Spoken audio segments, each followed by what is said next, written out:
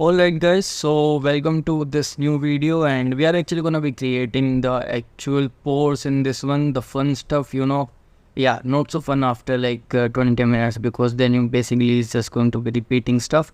But I am gonna be showing you the things that we are gonna be doing in this video, and the first thing that you need to do is you need to first figure out the distance between the pores, the size, basically the size of the pores, so that it actually looks good on the face. It actually needs to look natural, because if it is too small, it's not gonna look right, and if it is too big, it's not gonna look right. So second thing is going to be the depth of the pores.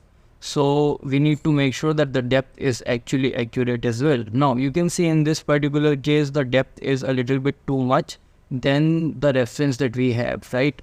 So we need to make sure that we don't do that. The depth of Johnny Depp's pore are not as much as we've seen in the reference. Alright, so now that we know what we are looking at, let's actually just look at the reference a little bit. Alright, so now that we know the things that we are actually looking for, you can see the spacing first thing first. So I am going to be just using the Johnny Depp's reference, because Johnny Depp is the one who we are making. I'm not really going to be looking at him because his skin is not accurate, but I just still wanted to show you. And some of the directionality stuff that I wanted to show you, let's actually just go back to the Johnny Depp skin in order to talk about that. But in this case, you can see the pores are not really that connected. The pores are pretty individual looking, and that is totally fine. It's his skin, and it is still okay.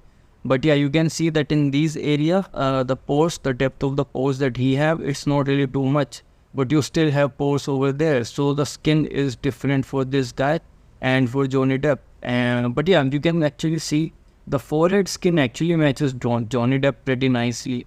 So if you were to compare his forehead skin and Johnny Depp's forehead skin, you're gonna see that it is pretty similar, and the nose is pretty similar as well. So these are the two things that you can actually just keep in mind. And yeah, you can see that we also have the pores, the small little pores on the eye bag area.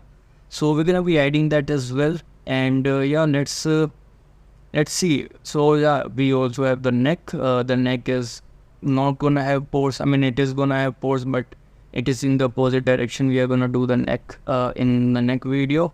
But yeah, you can see that we basically have some of the like the distance and the directionality. I really hope that you can actually see that. I am gonna be drawing it to I think, wait, am I gonna be drawing that?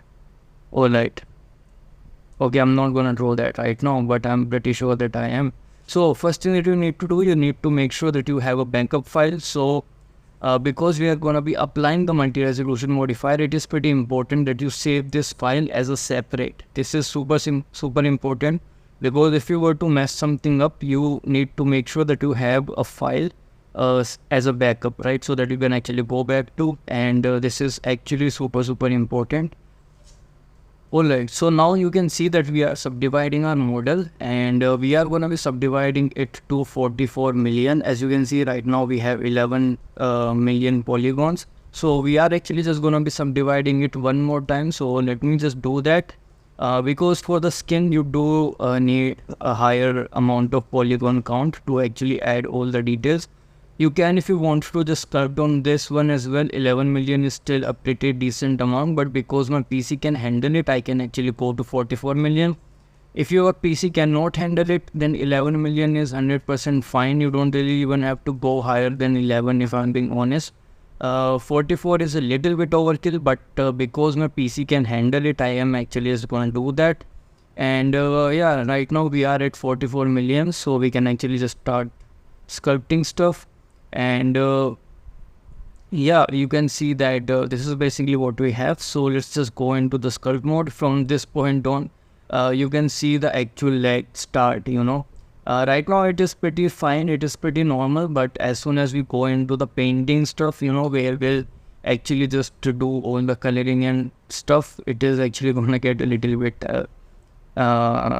laggy. But yeah, it is still a little bit laggy, and this is one of the trick that you actually can use. You can actually just hide all the unnecessary things that you're not going to be sculpting on. So we are not going to be sculpting on the neck, we are not going to be sculpting on the ear and the back part of the head. So I've actually just hit it, and that way the performance actually gets better, which is so nice. So yeah, we are going to be doing that. And now it is finally time to do all the all the pore stuff. We are going to be adding the pores. So I am going to be duplicating the brush. Obviously this is something that you should do, otherwise you are actually just going to mess up the original brush, which you might need in the future. And you do, in order to increase or decrease the volumes, you do need the sculpt do brush, because you cannot really use the case to brush it. It just overrides all the details that you have beneath, and it looks weird. So now that we have this, we can actually just call it, I think it's going to be the single pore brush first. So yeah, let's just name it single pore brush. And we are basically just gonna do the same thing that we did in the previous video, where we are just gonna be adding the texture, the alpha that we rendered out. So we're gonna be just adding that, and it is in my texture folder. So I'll actually just select the single pore one. And again, we don't really need the half float, and I'm actually gonna be going into my color, and clamp is already off, so that's pretty nice. And I need to increase the brightness to 0.5, so that wait, is it the brightness? Yeah, brightness, and the view plane or area plane is actually going to work fine. The stroke method is going to be anchored. Again, we've seen that already. So this is what we have. And you can actually see that you don't want to create a bigger pore, because that's how it's gonna look. So make sure that you actually get the size of the pore right, otherwise it is not really gonna look natural, So yeah, just do that. And we are gonna be using the multi-pore brush actually to save time. I mean, if you have time on your hand, then you can actually just use the single pore brush as well. But I don't really see that much often practical use of it. We are going to be using the single pore brush, by the way, and I'll just show it to you how. So I am just going to be first creating a multi-pore brush. Again, the same thing.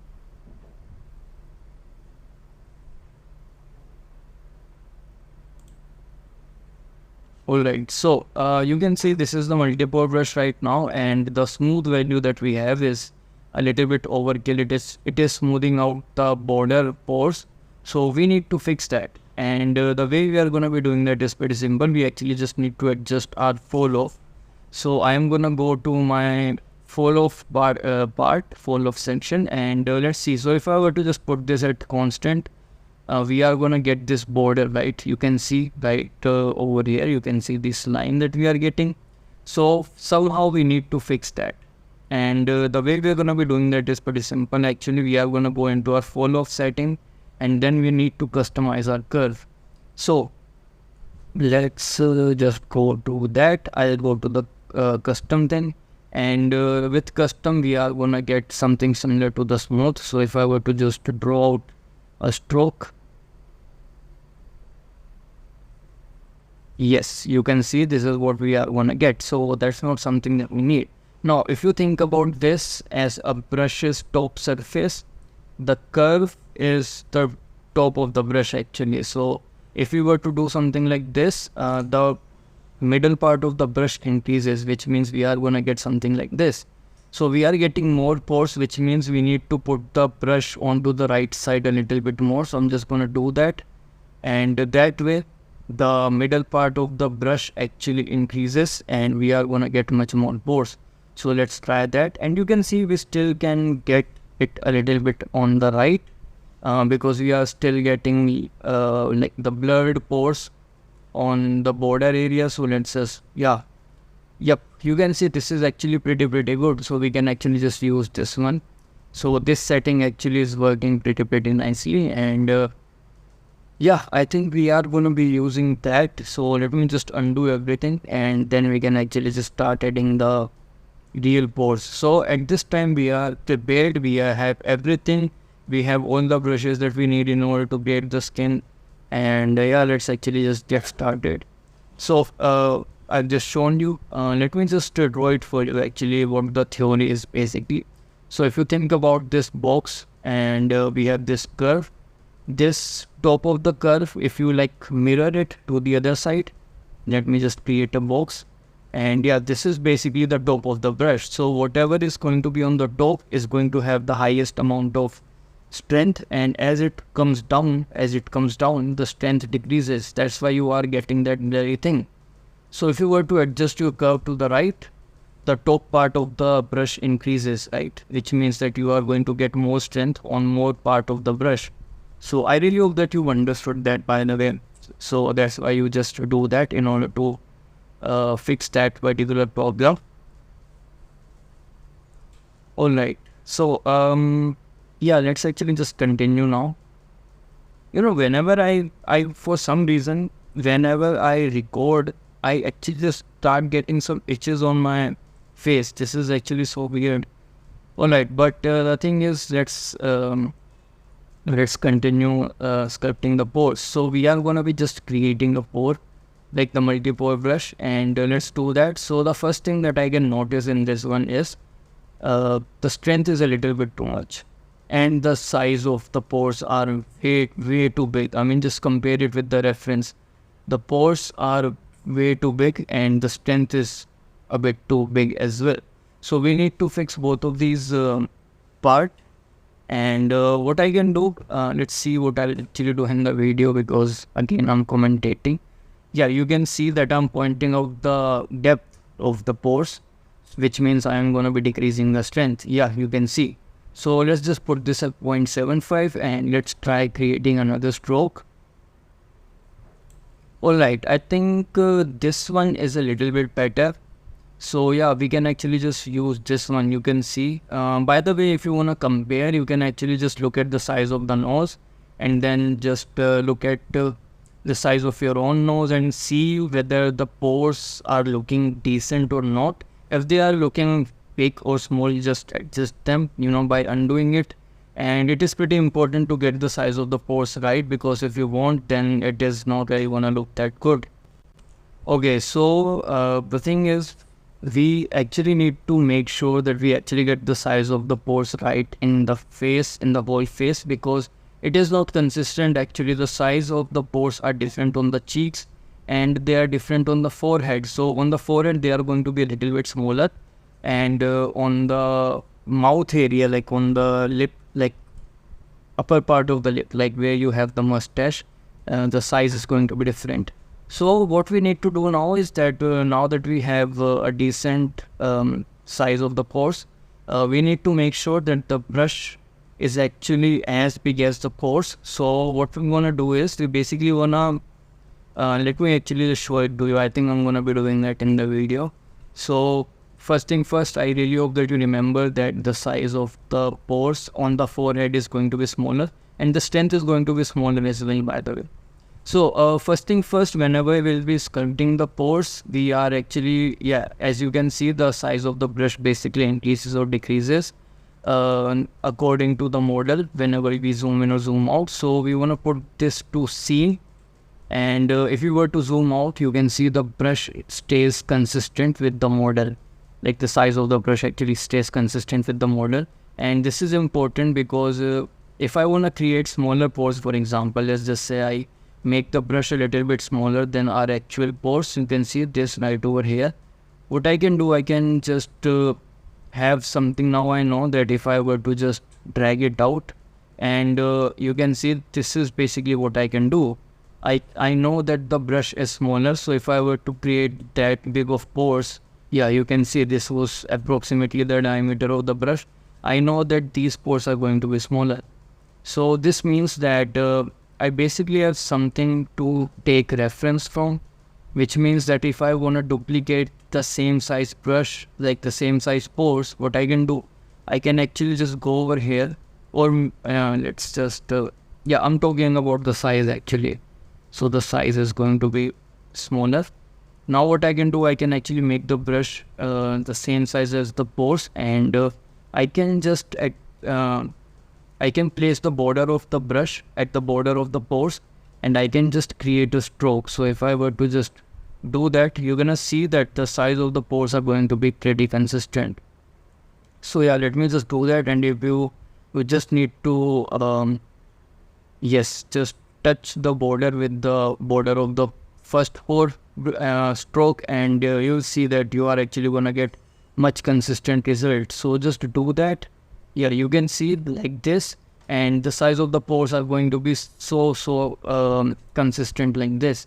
So this was the reason we had to basically switch to view scene, and now we can actually just start creating the pores. So you can see we need to create something in between so that it creates a really nice transition. That's why I actually chose to create a stroke that is in between both of those pores, the bigger pores and the smaller pores, so that there will be a little transition between those. And now I can actually just keep on doing this. So obviously I'm not gonna be showing you this whole process in real time because it is pretty repetitive. So what I'll do, I'll actually just add some strokes, and I'm not gonna be showing you how to fill these gaps. So you see that we are actually getting these gaps. This is where the single pore brush is gonna be used. But there are two ways. You don't really have to use the single pore brush. But I'm gonna show you both of the methods. So if I were to go to the single pore brush, you can actually just wait. This is not the single pore brush. I'm gonna have to, yeah, this is the one. So you can see, all right, I think I've accidentally just changed the alpha in the single pore brush. I'm gonna have to fix that. So I'm just gonna click on 2 so that it does not share the same texture data. And over here I'll actually just adjust the size, sorry, strength to 0.8. And now you can see this is how you can actually just fill up the gaps. But obviously it is a little bit time taking, and we definitely want to save time in this course. So what I'll do, instead of doing this like this, we can actually just I'll show it to you, by the way, don't you worry. This is just one of the method. You can actually just use the single pore brush to fill up the whole area. So let me just do that. Alright, so yeah, you can see right over here. And the second method is going to be using the masks. So just use your mask brush and just mask thing out. So just put the strength to 1 so that you basically get the full mask thing, you know. We don't want to leave anything behind. No man should be left behind. Yes.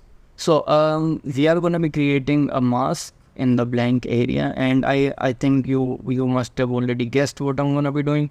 I'm actually just gonna be inverting the mask, and yeah, let's just invert the mask and just select the multi-pore brush again. So if I were to go to my multi-pore brush, you can actually just do this. And if you want to, you can press Ctrl Alt C in order to hide the overlay, and that way you can actually get much better idea on how big the pores are. So if I were to undo, yes, just undo this. Am I going to undo? Yeah, I am going to be undoing, and you can actually just hide the overlays, and that way you get a little bit better visual idea on how big your pores should be. So now what you're gonna have some weird borders, and I'm gonna show it to you, I think. So if I were to go to the single pore, you can see that we have some weird borders that we can just pretty easily fix with the single pore brush.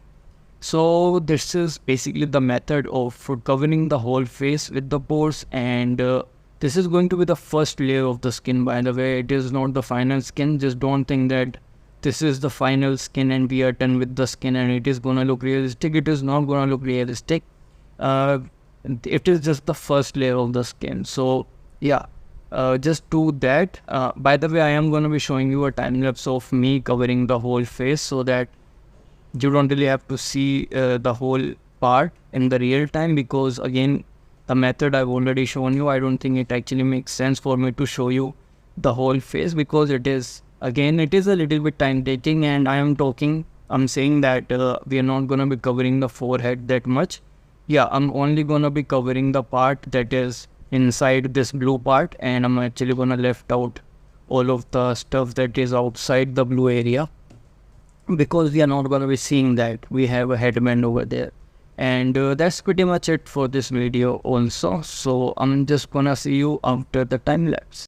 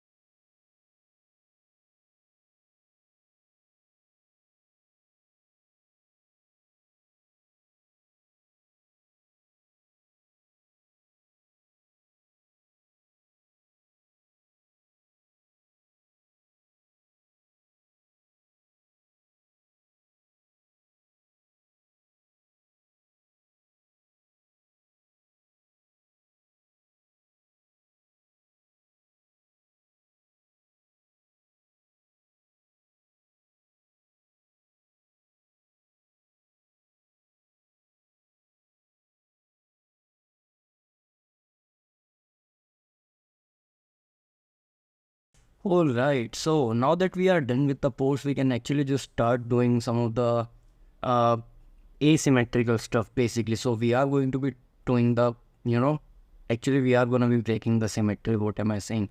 So you can clearly see what I have done, and I've actually talked about it. There are going to be fewer pores in the eye bag area, smaller pores. So basically I've actually just did exactly the same, and you can actually just see the timelines by the way to see what I've done. And we are going to be creating a gradient by the way on the nose and stuff, so that the pores actually blends with the skin pretty nicely. Right now you can see that there is a really sharp edge where the pores end and where the smoother surface basically starts. So we're gonna have to create a gradient, and in order to do that we are gonna have to smooth some pores out, so that it actually looks a little bit better, especially on the nose side. On the eye bag area it is still pretty fine because we've gradually decreased the density and also the size. But yeah, you can see this is what we have as a pore, and you must have actually just seen the time lapse, I'm assuming, so I don't really have to explain what I've done.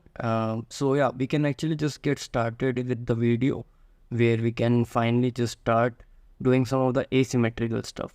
Now I am looking at the eyeball because I have no clue, man. I'm still watching a video and then doing a voiceover, so I don't know why I'm in the local view with the eyeball. I must be, yeah, I don't know if I've actually adjusted something or not, because I haven't seen the time lapse. So yeah, let's actually just go down the subdivision for the sculpt, because we don't really wanna be in the highest subdivision as it is going to lag a little bit, and also we don't really want to destroy the pores. So the best thing would be to actually just lower it down, and in the lower the sculpt level we won't be able to like destroy the pores, so the pores would retain, and that is actually just going to be the best thing. So before we start sculpting, obviously we're gonna have to save it as a different file, because if you were to sculpt and you were to destroy the pores, you basically should have a backup to go back to. So the thing is, we are not gonna be using the clay strip brush, and I'm actually just gonna show you why. If you were to use your clay strip brush enough, like I'm actually just gonna do right now. Wait, why am I? Yeah, let's actually go back, go up the subdivision, and let's just use the clay strip brush. You're gonna realize that with enough volume added, you can actually just lose all of your details. So you can clearly see it basically just removed all the details that was beneath, right? So this is actually going to be problematic, and if I were to just increase it to the highest subdivision, you're gonna see that the strength in that particular area actually have decreased, even though it is not that viewable like with the human eye. You cannot really tell that much of a difference, but the strength of the pores in that particular area have decreased. I mean, and by the strength I meant to say depth. So if you want to decrease the depth of your pores afterwards, what you can do, you can actually lower down the subdivision and basically smooth the pores out. That way you can actually just decrease the depth of the pores. But that is something that we don't want to do. So instead we are actually just going to be using the draw brush. The best thing about draw brush is that it actually retains all the details that is underneath. So that's what we are going to be doing, and yeah, this is what we have. So let's actually just press Alt M to remove the mask, and yeah, now we can actually just continue. And I don't know when I'm gonna be continuing, by the way. I'm still looking at the video and trying to figure out what I'm gonna do next. So yeah, let's see. Alright, I actually wanna talk about some of the asymmetrical stuff first, obviously, as we are at the place where we can actually just break the symmetry.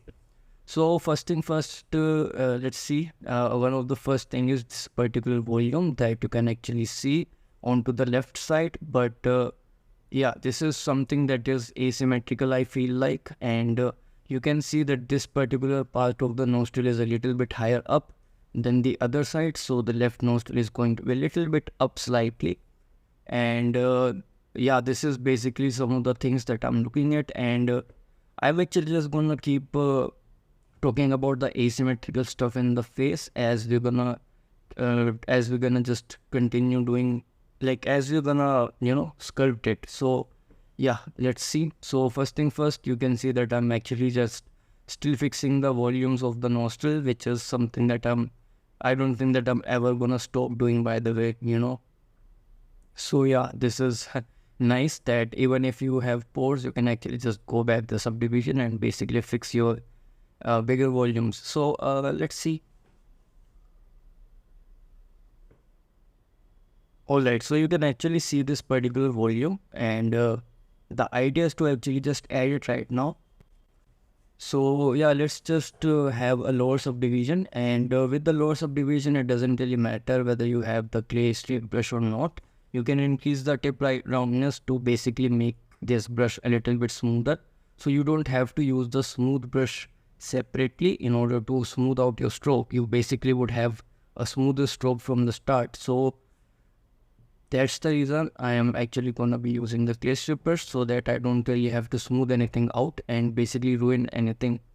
So yeah, we basically have a little bit roundier volumes on the cheekbone area, and that's what I'm trying to add. So that's something that I feel like is a little bit asymmetrical. And now this particular area where the volume is a little bit too inside, I think it is a bit too much. So I don't really like how it was looking. It was making him look a little bit more skinnier than he actually is in the reference. So I thought maybe we should actually add a little bit of volume in that particular area as well. Yeah, so I think this is going to be a little bit more accurate to the reference that we have, and that's why I'm actually just adding these volumes. Alright, so you can clearly see that there is some shadow forming over there, which means that in this particular area, the volume is actually going to go inside. And that's why using a harder light actually gives you more details in your references. So yeah, you can see right over there where there is a line, a shadow is forming a line basically on the cheek. I literally just used the cursor to point it out. Alright, so you can actually see what I've actually just did there, and now we can actually just move on to a different part of the face. Now let's see. So the next thing that we can actually do is some of these particular parts where the skin is a little bit imperfect basically. So if you were to just look at from this particular angle, you can see how the skin is. It is not smooth here, right? And I've actually I've said before that we are going to be doing that particular part after breaking up the symmetry. So I guess I am actually going to do that because I think that's what I'm talking about right now in the video. So yeah, let's see. I am just going to be putting him in the similar view so that we can actually get a better idea.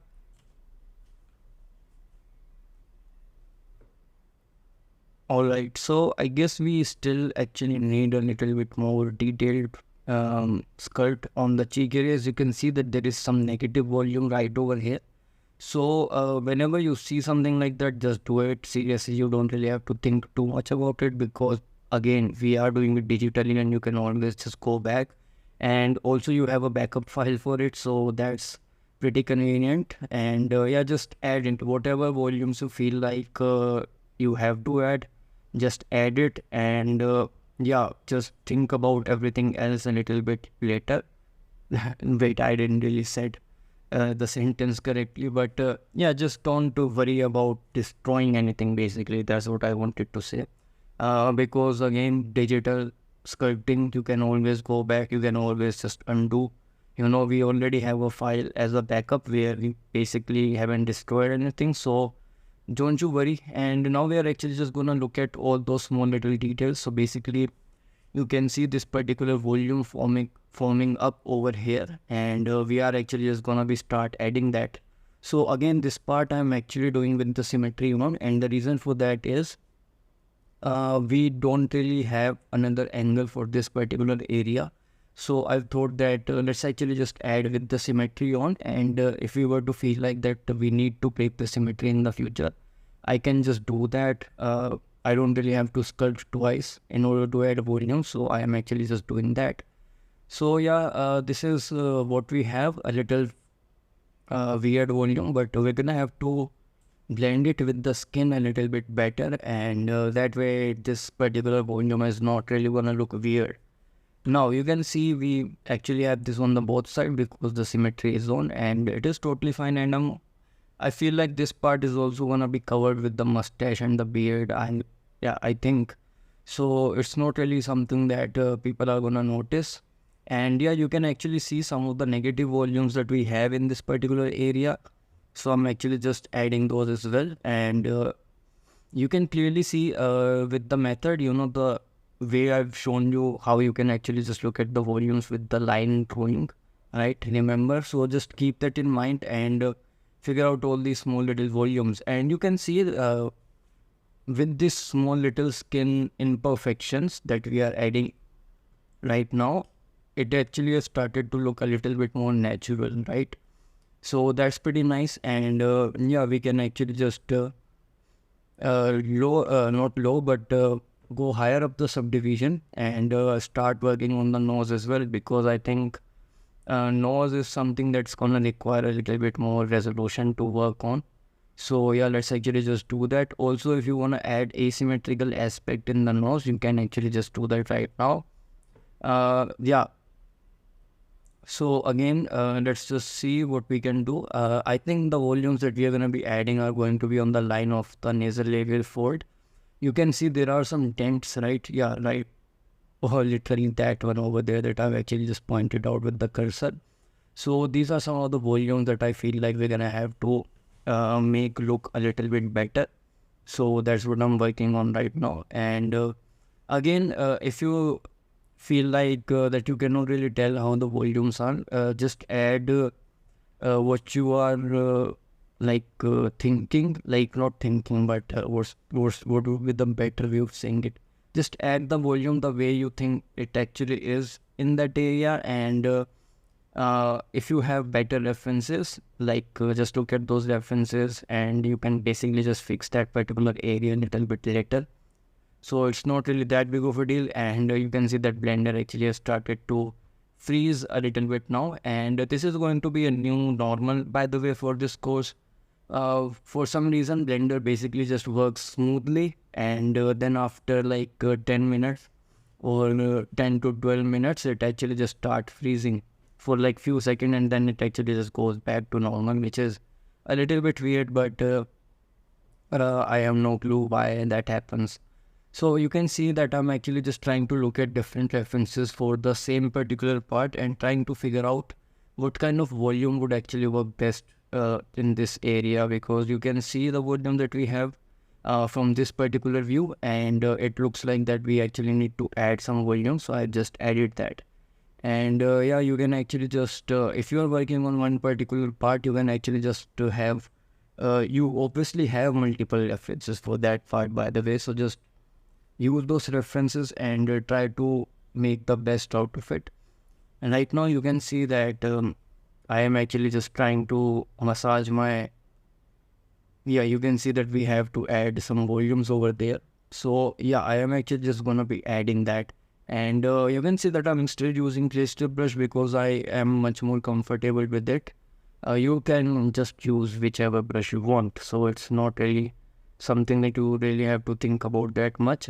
In the end, the sculpting is all about adding and removing volumes, and you can actually just choose whichever brush you are comfortable with to do that. So yeah, you obviously need to smooth it out as well, and yeah, let's just see. So this is the volume that we have now. Obviously it might not be the most accurate thing in the world, but if it actually looks good and you are achieving the likeness, I think it is good enough. So yeah, alright, so obviously now we need to basically just smooth stuff out. You really have to make sure that you basically don't have any surface that does not blend with itself. The skin, the pose should blend. Some of the volumes that you are adding, it actually feels like it's not a bump or anything, but it actually just blends with the skin. So now we have, I think now we're going to be doing the nostril from the other side, so the left part of the nostril basically. And yeah, you also have this kind of a bump or a dent, whichever you basically want to say, on that particular part as well, you can actually see this dent over there, right? So yeah, there is a dip, and there is a dip in the volume, so we're gonna be adding that as well. I am actually just gonna put him in the similar view as the reference, and we can actually just start doing that. So let's just go into the similar view, and you can see how much volume we're gonna have to remove. So I'm actually just gonna be creating this dent, and just do it seriously. I think I'm saying it the second time. Just add or remove the volume that you think needs to be added or removed, and if you feel like that it is not working, you can always just rework on that particular area and make it look better. So yeah, just do that. All right, now you can see that in this particular view we don't really see that volume as much. So we're gonna try to fill the volume actually, because this is going to be our main reference, and that's what I was talking about. This is the reference that we wanna match him the most, and that's why if you feel like that there is a volume from this particular reference, then try to follow this reference as much as possible. So yeah, that's gonna be a little bit better, and now we can actually just start. I still don't like how the nostrils are, by the way. They look a little bit weird from the front still, and yeah, we're gonna have to fix that. So that's what I'm doing. I'm trying to make sure that the curvature of the nostrils are as smooth as I possibly can make it. So again, you can see the shape of the nostrils are a little bit asymmetrical from the front, and I'm actually just gonna try and achieve that as well.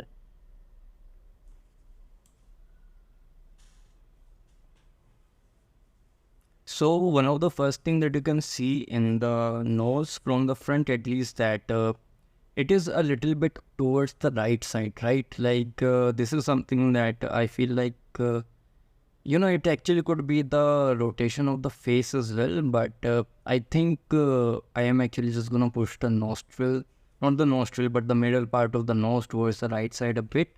But I still remember fixing it after that, because it actually looked a little bit weird, but we are still gonna be doing that. So yeah, let's see. First thing first, you can see that I'm actually just trying to smooth everything out, and in this case I'm also just trying to make sure that the curvature of the nostrils basically matches with the reference. So yeah, you can see this is the reference, and it actually does not match pretty nicely.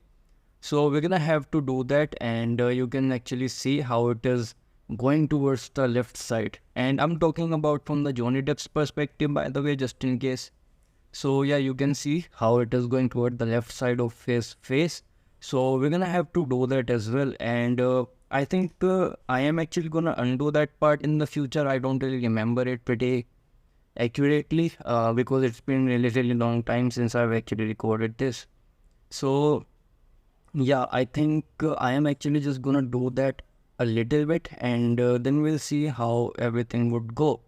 So you can see that the curvature on the nasal level fold on the left is not pretty accurate. It is actually going down a little bit in this particular area where I've actually just fixed it. So I'm just gonna do that as well, and we can actually just continue working on it.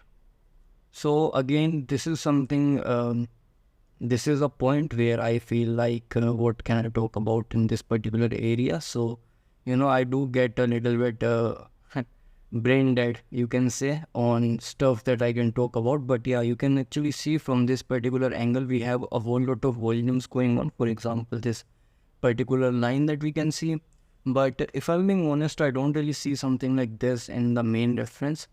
You can actually see just a hint of it over here actually. So yeah, you can see that he does have this particular line, and we're gonna try to spot that over here. And I don't really see something. Yeah, you can actually see this in this particular reference as well. I'm literally just jumped the video. So I guess he does have this, and we can actually just add that as well. So I'm gonna go back to this particular reference, and now that we know that he has this particular volume, oh, by the way, yeah, this is something that I've did. So what I did, I basically just went on to search his name on the Google, and I just wanted to confirm whether he have this line or not. I've just downloaded this image, and I'm gonna just copy that in the pure file. So yeah, this is something that I've did. I just wanted to see what exactly is this volume, and you can see that there is a little bit of dip over there in the nostril part, and you can see a whole lot of volumes in this face because again he's older. So all those volumes are going to be a little bit exaggerated, and we can clearly see what's going on in the face. So if you really want to, you can actually just have multiple of these, and yeah. So I am actually just gonna copy both of these actually. So we can just start. Yeah, we can actually just continue doing the sculpt. Alright, so I guess here I am talking about the lip shape because the shape of the lips are a little bit different from basically all the angles. So we need to figure out which one is actually the accurate one. So yeah, first thing first though, we're gonna be just adding the nose part. So we can clearly see this dent, this lack of volume and all the volumes that we have to add and remove obviously. So we're gonna be just adding that. So you can see in the front part of the nose, we basically have some positive volumes as I'm adding right now. And then as, yeah, let's actually just add those volumes first.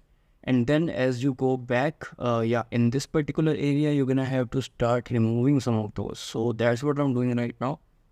And yeah, you just have to be super, super light with your sculpting. You don't really wanna hold your brush, not brush, hold your pen too tightly. I mean, you can hold the pen too tightly, just don't press it too tightly and add more volumes that you want it to be because you want to go slow, nice and slow. Just don't add or remove too much is what I'm saying basically, You have to have control over your strokes and yeah. So you can see from this particular angle, we still have a little bit, yeah, you can see the silhouette of the nostrils are not accurate. So we can actually just try and match that basically. And that's what I'm doing right now. So there are multiple volumes, by the way, that you can actually try and fix. And we've seen this particular volume, like this lack of volume that I'm sculpting right now in the previous references as well. And that's why I didn't really thought twice, before adding this particular volume. So I was like, I've seen that in previous references as well, so I might as well just add them. And again, just add the volume. Whatever you see, just add them because again, we are doing digitally. And whenever you want, you can actually just fix stuff. So it's not really something that big of a deal.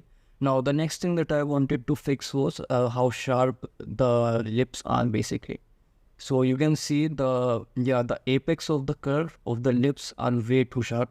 So I really had to smooth them out because they are not really looking human actually, if I'm being honest. They look robotic and I don't really want to have that in him. So let's actually just smooth this curvature out, like this curvature of the lips, and we are actually just going to be a little bit natural going basically. So that's going to be pretty nice. Now again, you can actually if you want to, you can actually just go to your draw brush basically and start adding some of the volumes, as you can see that I'm adding right now. And this is again to mark the border, border of the lips. So yeah, this actually just helps quite a lot. So one thing that you can see that adding the border actually made the lips a little bit sharper. And in the reference, you can see that they are pretty smoothly blended with the skin. So we're gonna have to add that, and you can see that there is some negative volume going on the upper lip part. So we're gonna have to add that as well. So again, I don't think that I actually have the face set. So let's actually just add the face set again. You just have to press Ctrl W by the way to grow the face set. So now we can actually just add this particular volume that you can see right over here. Again, just go to the throw sharp and start adding these. So I am just gonna be removing this volume using the throw sharp. You can actually use the throw brush normally, or you can even use the clay strip brush, doesn't really matter. After doing that, I am actually just gonna be smoothing it out. So Yeah, this is also something that does happen, and in this case, it isn't really happening as much. This particular line basically it meets the whole way around, so it actually meets in the center. In this particular case, it is not, because every face is again a little bit different, and it is totally fine. So again, we're gonna have to smooth this volume out, and you can see it is going a little bit too sharp. So in order to remove that sharpness, I'm actually just gonna be adding a little bit of volume, and basically just smooth the volumes out so that this particular volume does not look super sharp. So yeah. Alright, so you basically have the same thing going on in the bottom lip as well, as I've actually just pointed out with the cursor. So we are gonna be adding that as well, you know. This part does not actually go till the front. Usually it does go if you were to actually just look at the anatomy of it. But again, because there is some skin on top of your lip area, it actually just blends, and it looks like that it is actually just ending way before going in the middle. So we're gonna be doing that as well. And now it is finally time to give lips their actual volume. So the volume that you have in the lip area usually.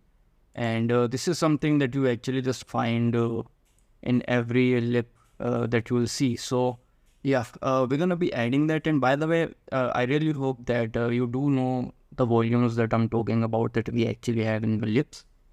So yeah, this is basically what we have, and yeah, he's definitely looking better now. Now that we've actually broken up the skin a little bit.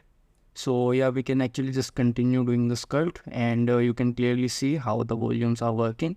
And I feel like this volume that we've actually added, this particular line that we have right over here, yeah, I don't think it's really that sharp. So I feel like we're gonna have to remove some of the sharpness, and let's just confirm this thing by looking into more references to see exactly if this actually is true or not, because again we are looking at an older version right now, and there is a possibility that the faces have changed a little bit. Obviously you do get wrinkles and stuff, and the volumes can change, but in this case I will just confirm that he does not have that sharp of a line over here. So the idea is to basically just remove that. Alright, so obviously we are actually gonna go lower down the subdivision, and then we can actually just start adding some volumes in between. So now you can actually just use whichever brush you want again. It is totally up to you. In this case, because again I actually like to use clay strip brush a little bit more. I don't know, it's just preference.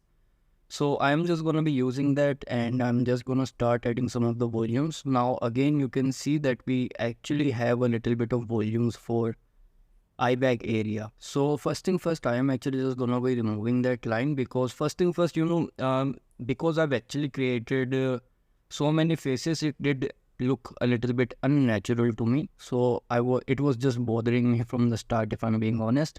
So I actually just had to remove that, you know. And now that I have did it, I am just gonna be start adding some of the volumes to make him a little bit more accurate. And you can see that I've created this area, the eyelash area, where it does not really blend with the skin that nicely. You know, there is this sharp line in the eye bag area thing. So I feel like this is also the time where I can actually just fix that. So yeah, you can see before I do that, I'm again just working on the cheek area, and yeah, there is some nasal level volume, by the way, that you can clearly see. So I am gonna be adding that as well. Again, he does have nasal level, even though it is blending a little bit towards the mouth area, but he still have it, you know. So we're gonna be just adding that. And yeah, this is what we have. I feel like we are definitely getting closer and closer. So that's pretty nice. And yeah, we can actually just continue adding some of these volumes that you can see. Again, he is, I think he is rotating his head a little bit. He is not really, the photo is not from the front, right? And he is rotating his head. So that could be the possibility that he's getting this wrinkle over here. So we're gonna have to make sure that he does have these wrinkles before we actually add those. And you can see some of the similar volumes from the front view as well. If you were to just look at that Jack Sparrow portrait, you can see he does have something similar, which he does not have on the right side. By the way, the right side is pretty flat, but the left side, yeah, we can definitely see some volumes. So yeah, we definitely can add these volumes, and yeah, we are actually gonna be adding those. So let's actually just get back to work, I guess. I am just gonna be let's see. So yeah, I'm just gonna be adding these now towards the left part of the face, and again, you can actually just mark it from the front view so that you know where these volumes are exactly. This There is a possibility that this mark is not going to be 100% accurate, because again, you are marking it from the front view. Instead, you should have actually chosen a more side profile. But in this case, the part, like the area where the mark have occurred, like where I've actually just added the mark, it was pretty okay. So again, I am going to be using the draw brush instead, because it is not really going to remove any details beneath. I've just shown you that clay strip brush basically just removed all the volumes. So instead, we are going to be using the draw brush. And again, there is another volume just behind this particular volume. So we are going to be adding that as well. And you're going to see that I basically don't add it too much, because again, it just didn't really look uh, that natural, if I'm being honest. So I am just gonna be adding this subtle, like I am just gonna make sure that it is as subtle as I possibly can make it. So again, there is this volume on the cheek, beneath the cheekbone area, this volume that I'm adding right now. So I'm actually just gonna do that, and then basically start blending it with the skin, so that it actually looks a little bit natural.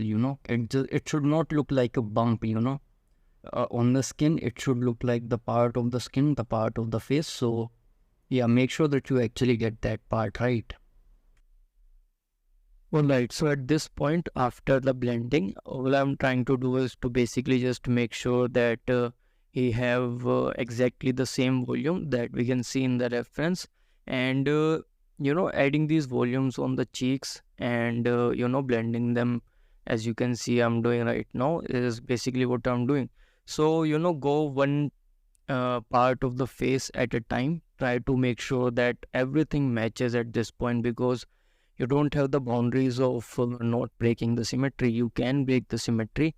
And we also have enough resolution, because we've actually subdivided it to, I think, 44 million polygons. So there is no limit now. And at this point, you should be able to just make sure that you get the likeness as close as you possibly can, before we can actually just start working on the skin. So now we can see from this particular view that you basically have some sort of lack of volume basically in this particular area. So we're gonna try to add that as well. You can see how it looks. So yeah, there is some sort of dent, if you can say like that, in this particular part. So we are going to be adding that, and you can see that there is this line that could be seen. So I am actually just going to add that as well. And so obviously you can see that I'm using the draw sharp brush. Just gonna give a hint of this line, basically not really gonna add too much emphasis on this part, because if you were to again just do it a little bit too much, this is gonna look weird. And it all needs to look natural basically. So now we have this particular volume that does look like kind of a deformation, you can say, but I am still gonna try to make sure that it actually blends with the skin as nicely as I possibly can make it.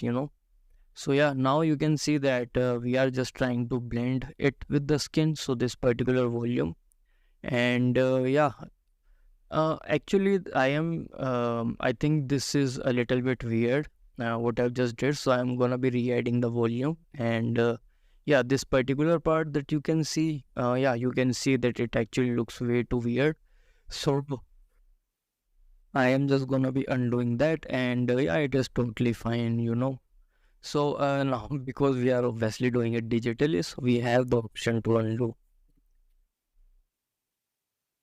Alright, so instead of doing such a dramatic kind of a change, we're gonna make sure that we actually do some slight changes so that we basically don't make the likeness a little bit weird, and we can actually just work on wherever we feel like at this point because we have the resolution to work with. So yeah, whatever you see, just add it at this point, and this is what I'm doing. So one of the things that I can actually see is this particular line, it is not really extending as much. So I am actually just gonna be adding some volume and basically just blend it with the skin. Cause in the reference it isn't really extending that much. It is actually stopping at the corner of the eye. So I am actually just gonna try and do that as well. And that's why you can see me removing the volume. Alright, so yeah, obviously we're gonna have to smooth it out to basically blend it with the skin a little bit better. And now we can actually just continue doing some more stuff.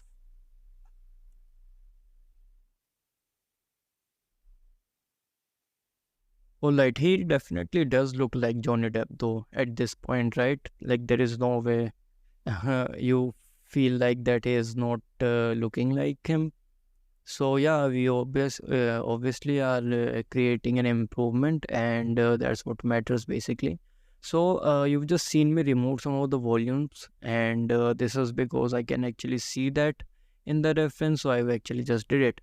And if in the future I feel like that I've removed too much, or the volume that I've removed was not accurate, I can always just go back. So yeah, you can see this is what we have, and yeah, he is looking pretty nice at this point. We just need to push a little bit more, and we can actually just start doing the skin after that. So one of the thing that I feel like is a little bit weird is this particular area, the corner part. So I'm gonna have to fix that actually, and in order to do that, I feel like blending like the whole area smoothing out is basically what I want to do. So that's what I'm trying to do. As you can see, I'm just trying to make sure that everything basically works. It does not look weird, in terms of the surface. The surface should not look weird. So I'm actually just going to try and smooth everything out, and we'll see. So yeah, you can see that I'm actually just using the fill, and if you were to, by the way, hold down control, you can use the fill brush as a scrape brush as well. So combining both of those methods, I was actually able to just fill up this area pretty easily. And now you can actually just look at the reference and just start adding the volumes that you can see. So yeah, this is what I'm doing right now. I'm actually just trying to make sure that this part blends pretty nicely, because right now it is looking uh, a little bit weird. So we're gonna have to make sure that it actually blends, and the curvature of these areas needs to look nice. So I'm just gonna try and do that.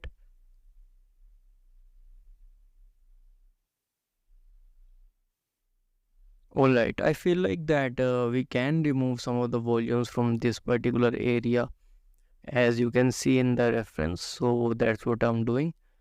And obviously, because we've just did some major changes in this area, it is gonna take just a little bit of effort to make it look a bit better, because we've literally just destroyed the corner of the eye. And yeah, now we are at the cheek, by the way. So let's see. All right. So if you feel like that there are some volumes that you can see, because again, obviously there is a possibility that I might not be able to see all the volumes, right? And that's because you do get tired a little bit. I mean, not you physically, but mentally, your brain could get tired, and it is pretty easy to basically just skip on the details that you won't be able to see. And in that case, you can actually just go for a walk, You can work on other stuff, maybe work on your job stuff, I don't know, whatever thing you want to work on,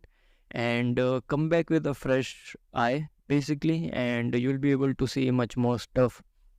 So now we are at the ears. I'm not really gonna be doing that much in the ears, but still just gonna be start adding a little bit of details.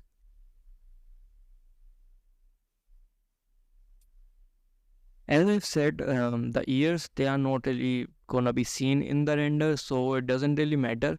Even if I would not have touched the ears as much as I've touched them, it would not have mattered actually. So yeah, I am actually just gonna be doing the ears a little bit, and you can see the symmetry is not on. Obviously, have your symmetry on for ears, unless you are obviously breaking the symmetry and you are doing that on purpose. But I'm pretty sure, because I'm actually just doing the ears a little bit. I didn't really wanted to do it without the symmetry, and in this case, I've literally forgotten to enable the symmetry, and yeah, we'll see. So you can clearly see that some of the stuff that you can see in the Johnny Depp that we actually have not been able to still match. So yeah, I mean, again, at this point we just want to go one part at a time. For example, eye, nose, ears, each individual area, and try to make sure that everything basically matches. So you can see that I'm actually just trying to match this particular volume, the volume at the eyelash. This is not the eyelash, basically it's the fat area, the skinny part that basically comes on top of your eyelashes. I have no clue what do you say that, but I'm working on it, so you can just clearly see. And yeah, you can see that I'm actually just trying to match the volume. I am trying to make it look like that it is coming on top of the eyelid. So yeah, just trying to do the same thing. But this is something that I mean, you actually have that in the Jack Sparrow reference as well. So yeah, we are gonna be adding that. One of the first thing that you can see is that yeah, it was not really blending pretty nicely. So I'm gonna be using the clay strip brush to make sure that it blends. And I think the thickness of it is a little bit more. So yeah, you can see that I'm inflating the volumes so that they do get a little bit more thicker than what we have right now. So yeah, just make sure that you actually add some volume, and yeah, now we are actually just gonna massage this particular volume basically. So I'm still gonna be making it thick, and after that we just need to make sure that it looks good, which means that it actually blends with the skin. So yeah, first thing first, as you can see, I am just thickening it out, and now I think yeah, you can see that I am using the clay strip brush to make sure that it actually makes sense. Like this particular volume looks like that it belongs, right? So we need to make sure that we add some volumes around it so that it actually can blend with the skin pretty nicely. All right. So yeah, this is basically what I'm doing, and there. I mean, is there anything that I can say right now? I'm literally just smoothing stuff out, blending it in, and yeah, we'll see. We'll wait for the next thing, and then I'll come back and comment it basically.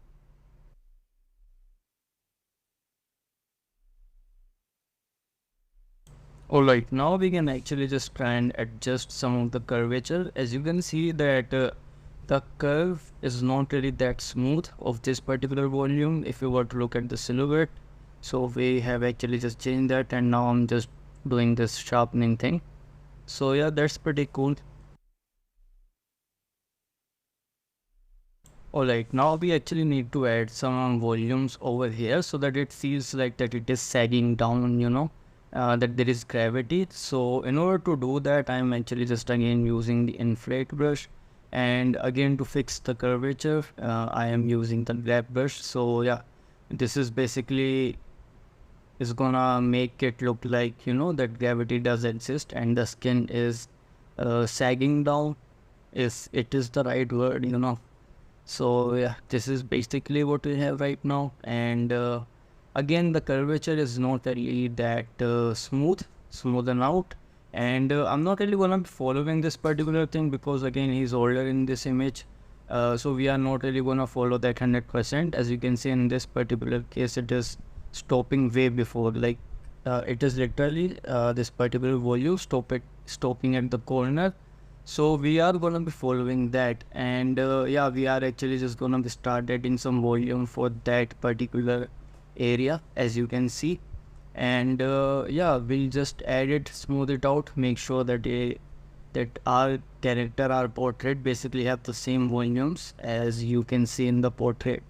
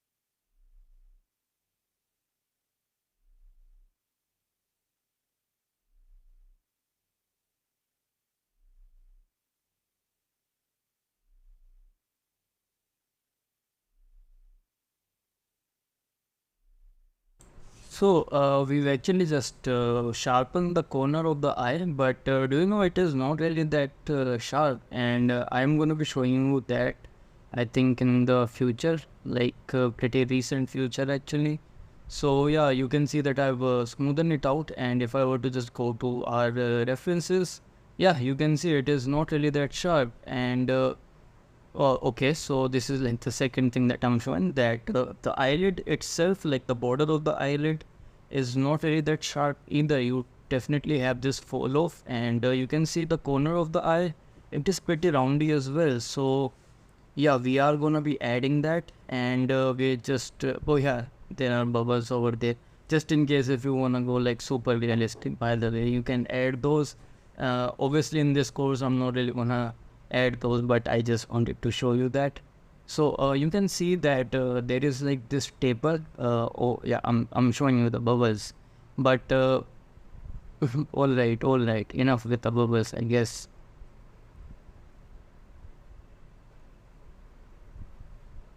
Alright, so the bubbles are not really that important right now. I just wanted to show you that there is a taper on the eyelid, and yeah, you can see that I'm actually just gonna add that now, because it is literally at the 90-degree, and we don't have that in real life. So yeah, that's basically what I'm doing, and yeah, we're just gonna be using the scrape brush, by the way, to achieve that, and then we'll see what we'll do from there.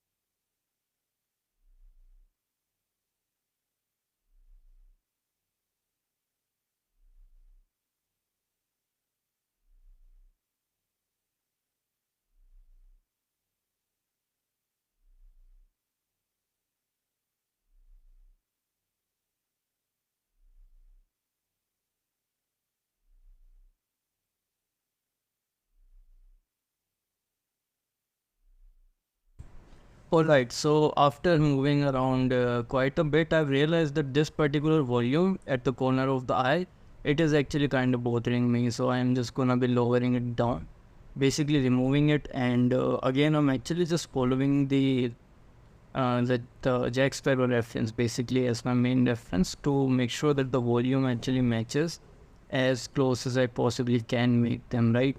So you can see that's what I'm doing using the clay strip brush, and at this point I'm not really worried about the pores, because first thing first, the pores in this particular area, like near the nose, they are eventually gonna be blurred out, by the way, just in case if you don't know. I think I've talked about that, right? So I kind of knew that, so I didn't really mind, using the trace brush on top of these. So yeah, that's what I'm actually doing right now. And even if I were to just to destroy the pores, I can just react them pretty easily. You already know the process, so it's not really that big of a deal.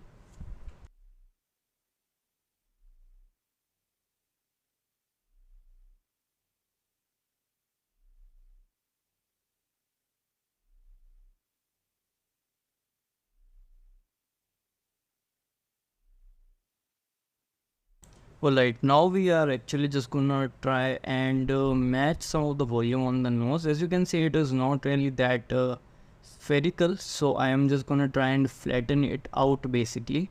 So yeah, this is something that I'm actually just trying to make sure that it matches as closely as I possibly can.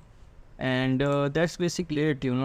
I mean, there isn't really anything else for me to add in this entire video, because all I'm saying is that I'm actually matching this and matching that. And if I'm being honest, that's basically what I'm doing, just looking at the reference and trying to match the volumes. So this video is also about to end, by the way, and I've already just put up my point. Just trying to match the volume. Seriously, I don't think that I can make it more simpler. Just going one part of the face at a time, and that's basically it. So yeah, in this video we've actually broken up the symmetry pretty nicely. We've done pretty cool stuff. We've actually added so much detail and it looks way better now. So yeah, I don't think there is anything else for me to add to this video. I mean, obviously the video is about to end as well, but yeah, we'll see. So I guess you know what, I'm just gonna be seeing you in the next video. There isn't really any point or there isn't really any reason for me to just keep on saying stuff. So yeah, I am just gonna meet you in the next video. Bye bye.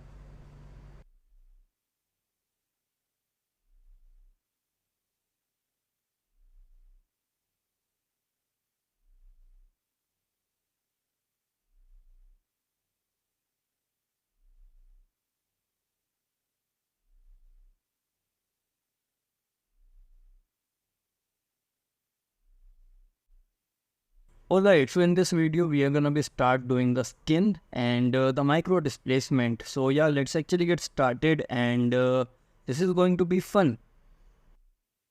So the thing is, we are gonna be exploring a little bit of micro displacement in this video. And what micro displacement is basically the displacement that you are gonna get in between the pores. They are going to be some sort of random noise texture, you can say, or some sort of details that is going to be smaller than the pores. And we are actually just gonna be adding that in this video.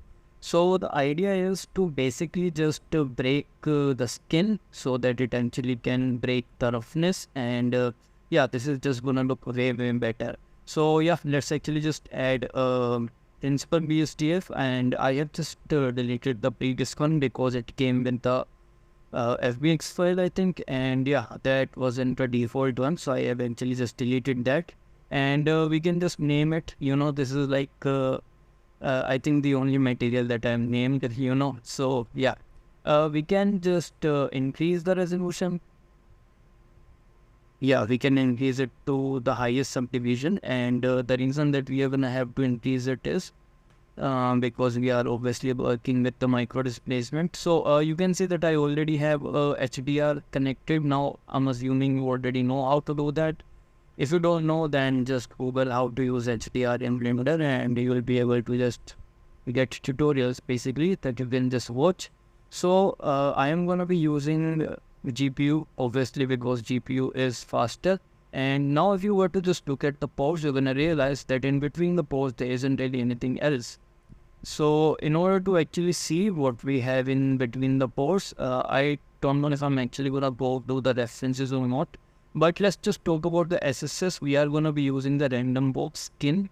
The weight is going to be 1. So maximum is what we want to do. Now the radius is going to be 1.35 and 0.2. RGB basically. So the red is going to be 1. The G, as you can see, as I'm increasing the G value, in which means 0.2 value, the SSS is increasing. So in this case, I'm going to be putting this at 0.35 and 0.2. So this is something that I always use for the skin. I actually encourage you to do the same. And yeah, you can actually just give a random color basically. So something like this that is similar to the skin.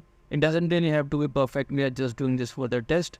And the scale value is going to be 0.01-ish, approximately 0.01. You can increase or decrease it, maybe for your character something else might would work better, but you can see that we have the pores, and you can see that we are getting this darker value inside the pores, which is looking really, really nice. So Blender is kind of simulating the real world stuff right over here. So in between the pores, you can see there is a darker dot basically. So that's pretty nice. This is actually what we wanted. The only thing that we are not getting we are not getting in between the pores is the micro displacement in details. So that is something that we are going to be adding now. But yeah, you can see this is basically how it looks. You can obviously just change the color, but I just wanted to say this is something for the test. It does not gonna be like the final color or something, so any color would basically work, So yeah, you can see this is what we have, and the subsurface value is gonna be similar actually. So what we'll do, we'll actually just replace the main shader that we've just created with a different, sorry, not shader, but the node with the different principal BSDF mode without the subsurface, so that it would be faster for the rendering and testing basically. Now I'm going to be adding the Voronoi texture, and I'm going to be putting this to distance to edge, right? And yeah, we are actually going to be putting this in the displacement, and let's just go to the yeah, let's just use the displacement node in basically. Now let's see. So this output is going to be in the height, and the scale is going to be 0.1. Now the reason we are going to be using this as a displacement is because obviously it's a micro displacement, right? So it needs to displace stuff, and that's why we need it. So let's actually just put the principal BSDS so that we can see what's happening. And yeah, you can see that it actually have just increased the displacement quite a lot. Alright, so you can see that this is what we have. So obviously the scale needs to be way too lower. So let's just divide it by 10 and try 0.01, and let's see how it looks.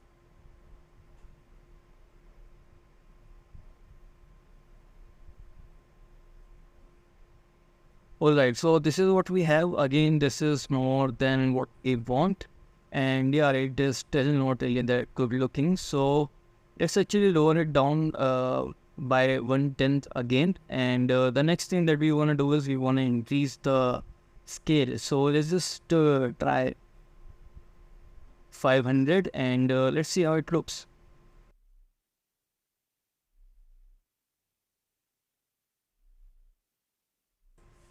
Alright, so we got something, and yeah, you can see that the strength is again way too much. So we're gonna have to decrease that, and let's just divide it by, okay, let's just divide it by 2, I guess. Yeah, you can do that actually, just in case if you didn't know. Something like this could be done in Blender. Now you actually know. So one of the first thing that I want to do is I want to basically make sure that the texture space is similar in all the axes. So I'm just gonna be doing that, and alright, there is this cut, and the reason for this cut is because Blender actually crashed, So yeah, you can see that I basically just did the same thing, and I've experimented. I think no, oh yeah, I don't think that I did any of that, but there it is. After applying the scale to 111, this is what we have, and this is the scale. So now we want to basically play with the Voronoi texture to get more details out of it, and yeah, so let's just try and do that. First thing first, we're gonna have to increase the scale, but we can actually just start by changing some of the detail value. because the scale could be increased in the end, like now we are only testing to see how the details are looking. So this is basically it. You can see that we can actually just subdivide it, this particular texture. We can subdivide it. So we're gonna be doing that, and I'm just gonna be putting this to 1, and let's see how it looks. And you've just seen that using the multi-resolution modifier actually affected the geometry, because obviously the displacement is true displacement, right?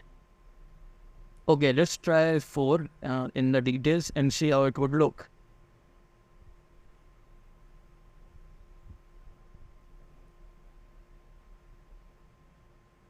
Alright, so this is what we have, and we did actually able to subdivide this particular texture, and yeah, we did got more details, but you cannot really see that over here because the scale is too low. So we're gonna have to increase it, and that's why I'm just going to multiply the scale by 10 so that we can see these details in between the pores, right? Right now the details are much bigger than pores, which is something that I don't want, and we're gonna have to decrease the scale. So I'm just gonna be dividing it by 10 by adding a 0 before the 1. Alright, so this is what we have, and yeah, we're gonna, okay, so this is what we have, and you can see that we are actually getting this detail.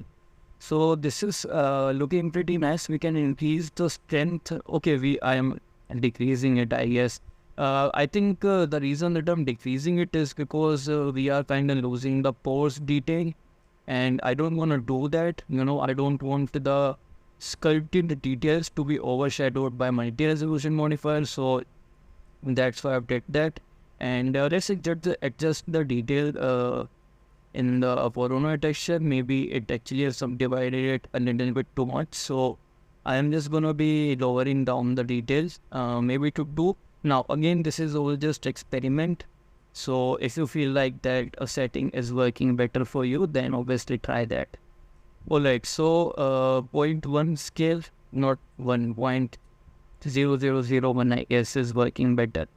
And I'm actually gonna make the micro displacement a little bit smaller by increasing the scale. So let's see how it would look.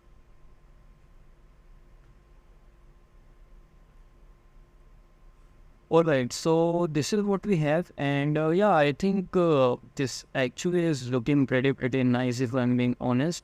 So let's see if I actually do more tweaks, or are we gonna be moving on? Yeah, you can actually see the way it looks. It kind of look like a rocky kind of a texture, and this is actually looking pretty nice.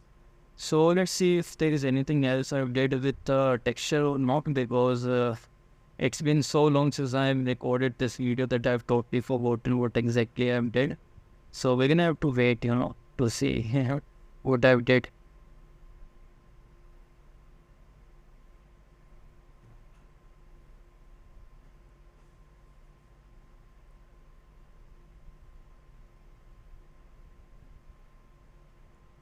Alright, so as you can see, I've actually just enabled the screencast keys. I still feel like that, at this point, if you bought this course, I'm gonna assume that you already know all the small stuff. So I don't think that you actually need the screencast keys, but I've still enabled it.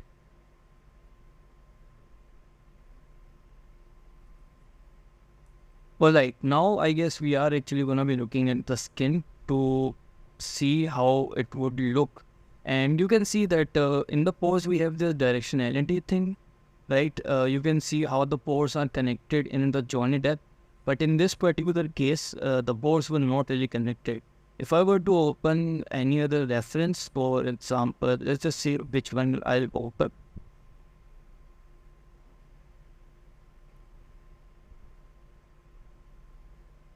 Alright, let's just open him, and I might be able to show you that skin direction kind of a thing where pores connect, and it looks like that there is a directionality kind of a thing. So yeah, you can see right over here one of these lines have been created, and they basically connect the pores. If you were to just closely look at them, For example, he does not have that because he is kind of a young and his skin does not really stretch as much. I mean, if you were to look at the eye bag area, he still have it just a little bit, though his lines that are connecting the pores are not as strong as the Johnny Depp.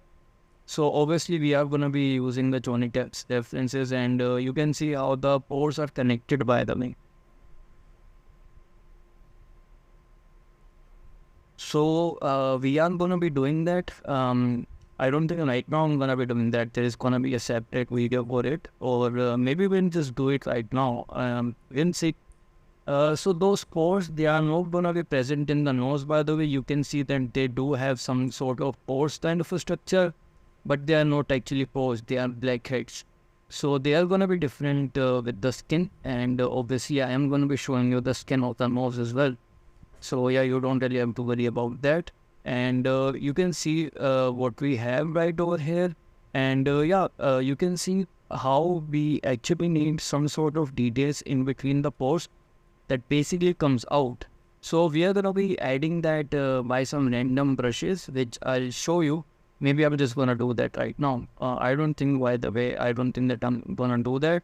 Or maybe I am. You can see that how you can use the airbrush stroke method and basically create something like this. So the longer that you hold on to the brush, the more volume's gonna be added. And if you were to just increase the jitter, this is what you're gonna get. So the longer you basically just hold on your brush, the more stuff, the more details you are gonna get.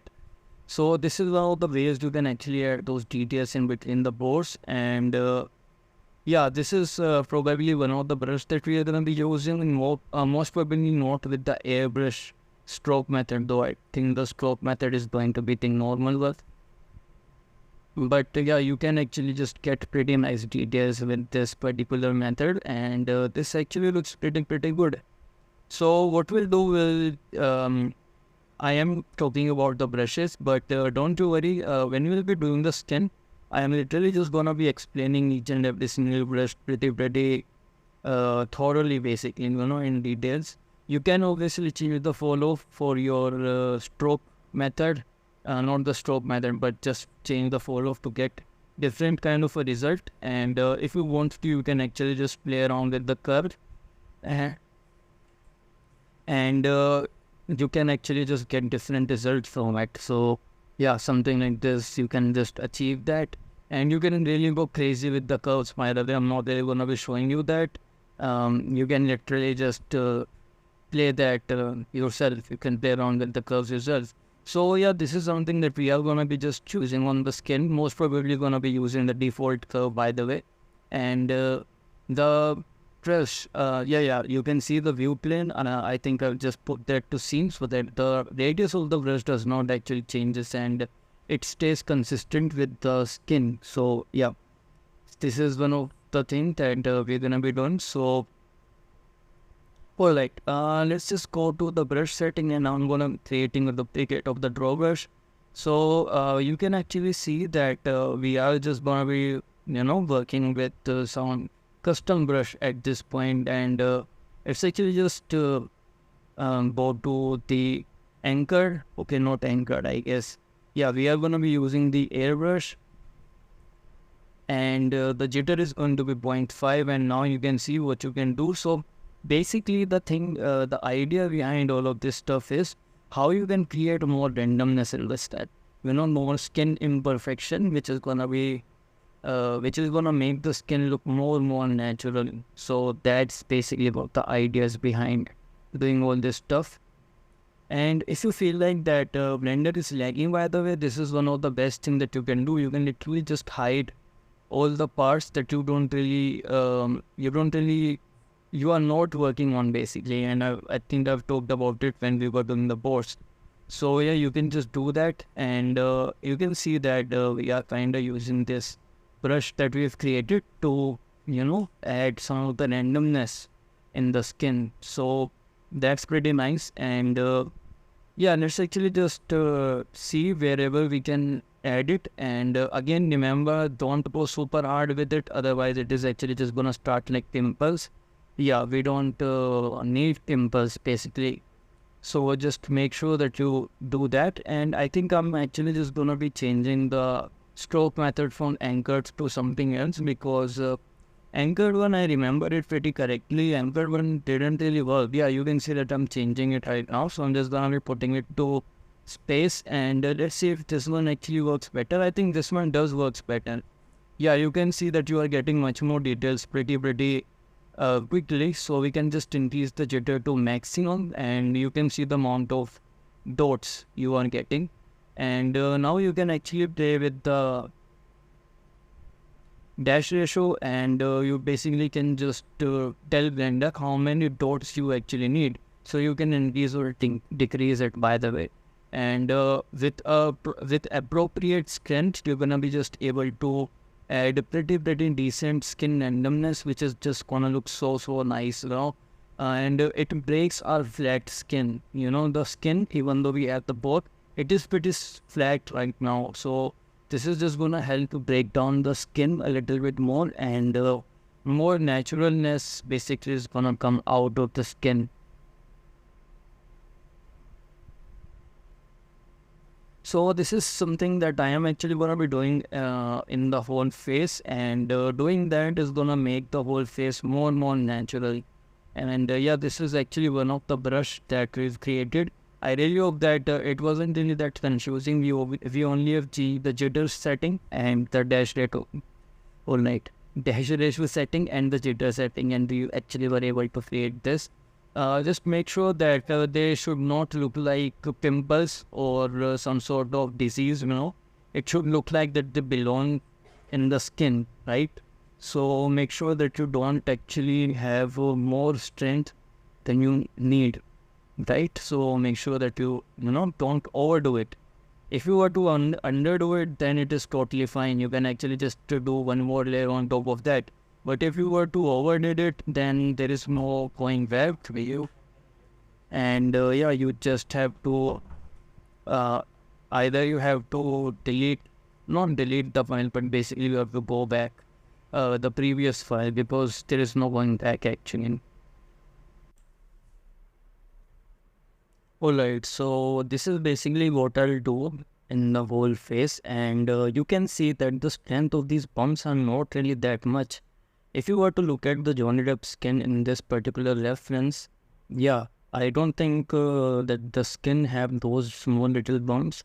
So I am gonna make sure that I don't really have this with higher intensity. I'm gonna keep the intensity fairly low, so that it actually, you know, it does not look weird, you know. And yeah, that's basically what I'll do on the whole face. And okay, so alright, so I was there actually moved something, and because of that the pose actually have, you can see, stretched a little bit.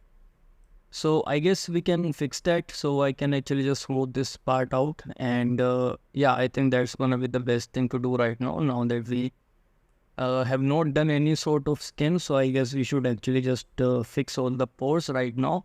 Otherwise it is just gonna be the pain, if I'm being honest, you know. You don't really wanna, you know, leave this, because if this turns out to be the sometimes people just, you know, see the weird stuff, right? And if this turns out to be the weird stuff that you actually have got lazy and didn't really fixed, then it is just going to be a little bit, you know, yeah, it's going to be a little bit sad actually. So let me just fix that, and then we'll come back.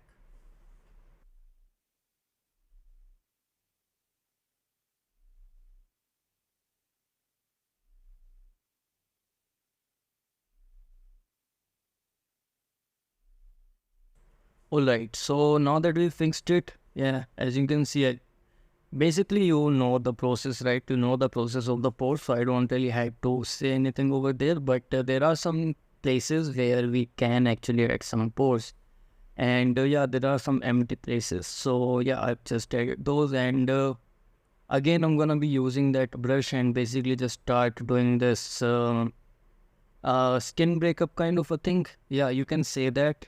So that's pretty much what I'll be doing. And after that, we are gonna be going into the direction of the skin.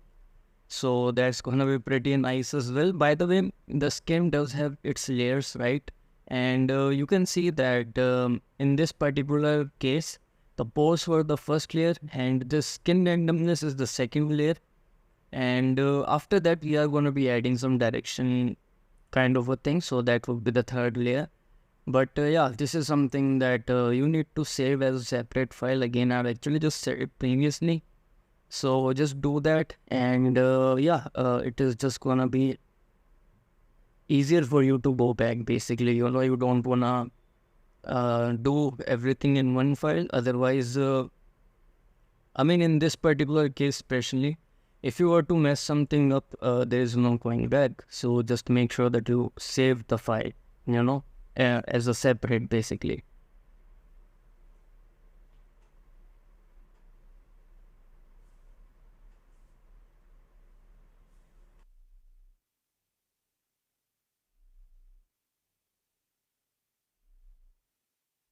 Alright, so you've just seen the strength, how much intensity I am using on the brush.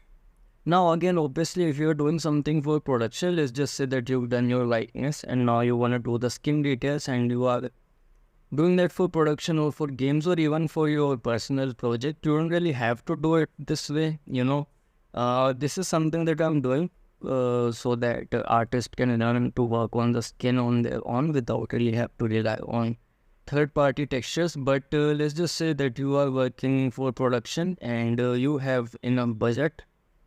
You can actually just buy texting XYZ maps and just use them. So that's just gonna be the easiest way to do the skin. In this case, I'm not doing that because I wanted to show you this particular method. And this is Chris Costa method, by the way. Chris Costa uses this method. So yeah, I will basically learned this from him. And I'm just trying to, implement the same thing in Blender and getting stuff of my own as well. In this case, I felt like that there are some stuff that I would have actually done a little bit better. Not obviously better than him, but in Blender, ZBrush in Blender does have its differences, and there are ways you can do stuff in Blender that would be different than ZBrush. So you need some different methods to do the same thing in ZBrush, if that actually makes sense. Alright, let's actually just ignore that, and yeah, we basically just add the skin randomness in the whole face, and yeah, we'll see how it would look after that.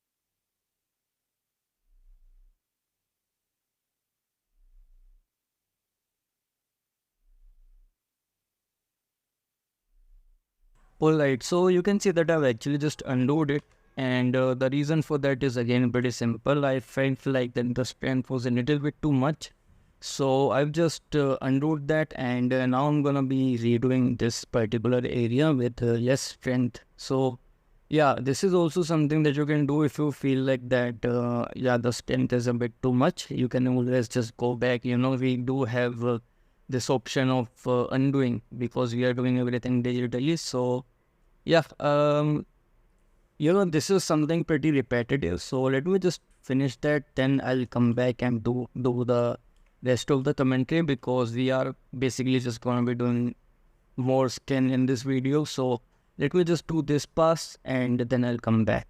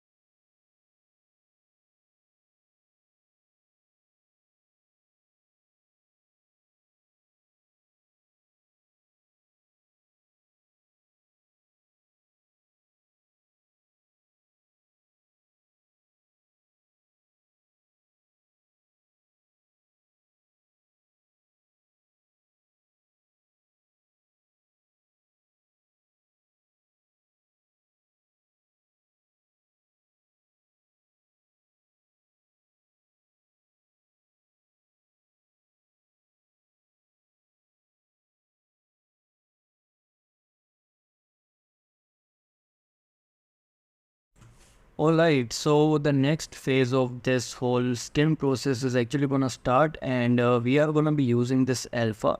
So if you have used ZBrush, you must be familiar with this, but this particular alpha, I actually have drawn it myself in Photoshop.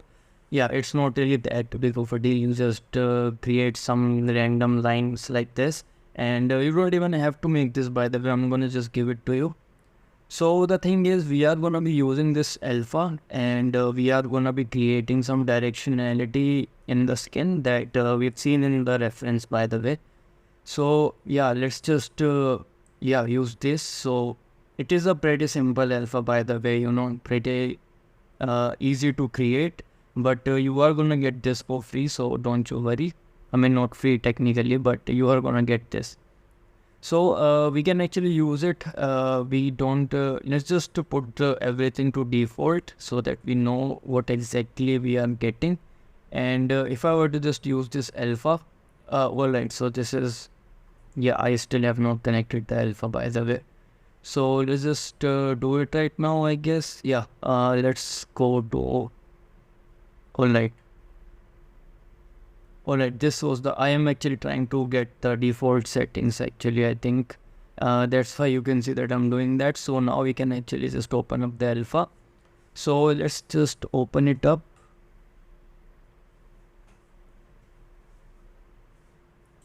Now let's just open it up, and we are gonna go into the settings, and in the mapping method is going to be the image plane or the view plane. You can choose either of them. And the rake is also going to be enabled, but let me just show you what we have. So you can see it is not following the direction of the brush, right? So we want to make sure that it follows the direction of the brush. So we are just going to be enabling the rake, and now you can see that the alpha is following the direction of the brush. So rake is pretty important. Let me just remove the annotation, and then we'll go to the jitter setting, because we are not, we don't want these lines. We actually want some randomness as well. So now if I were to add some, you can see this is what we are getting.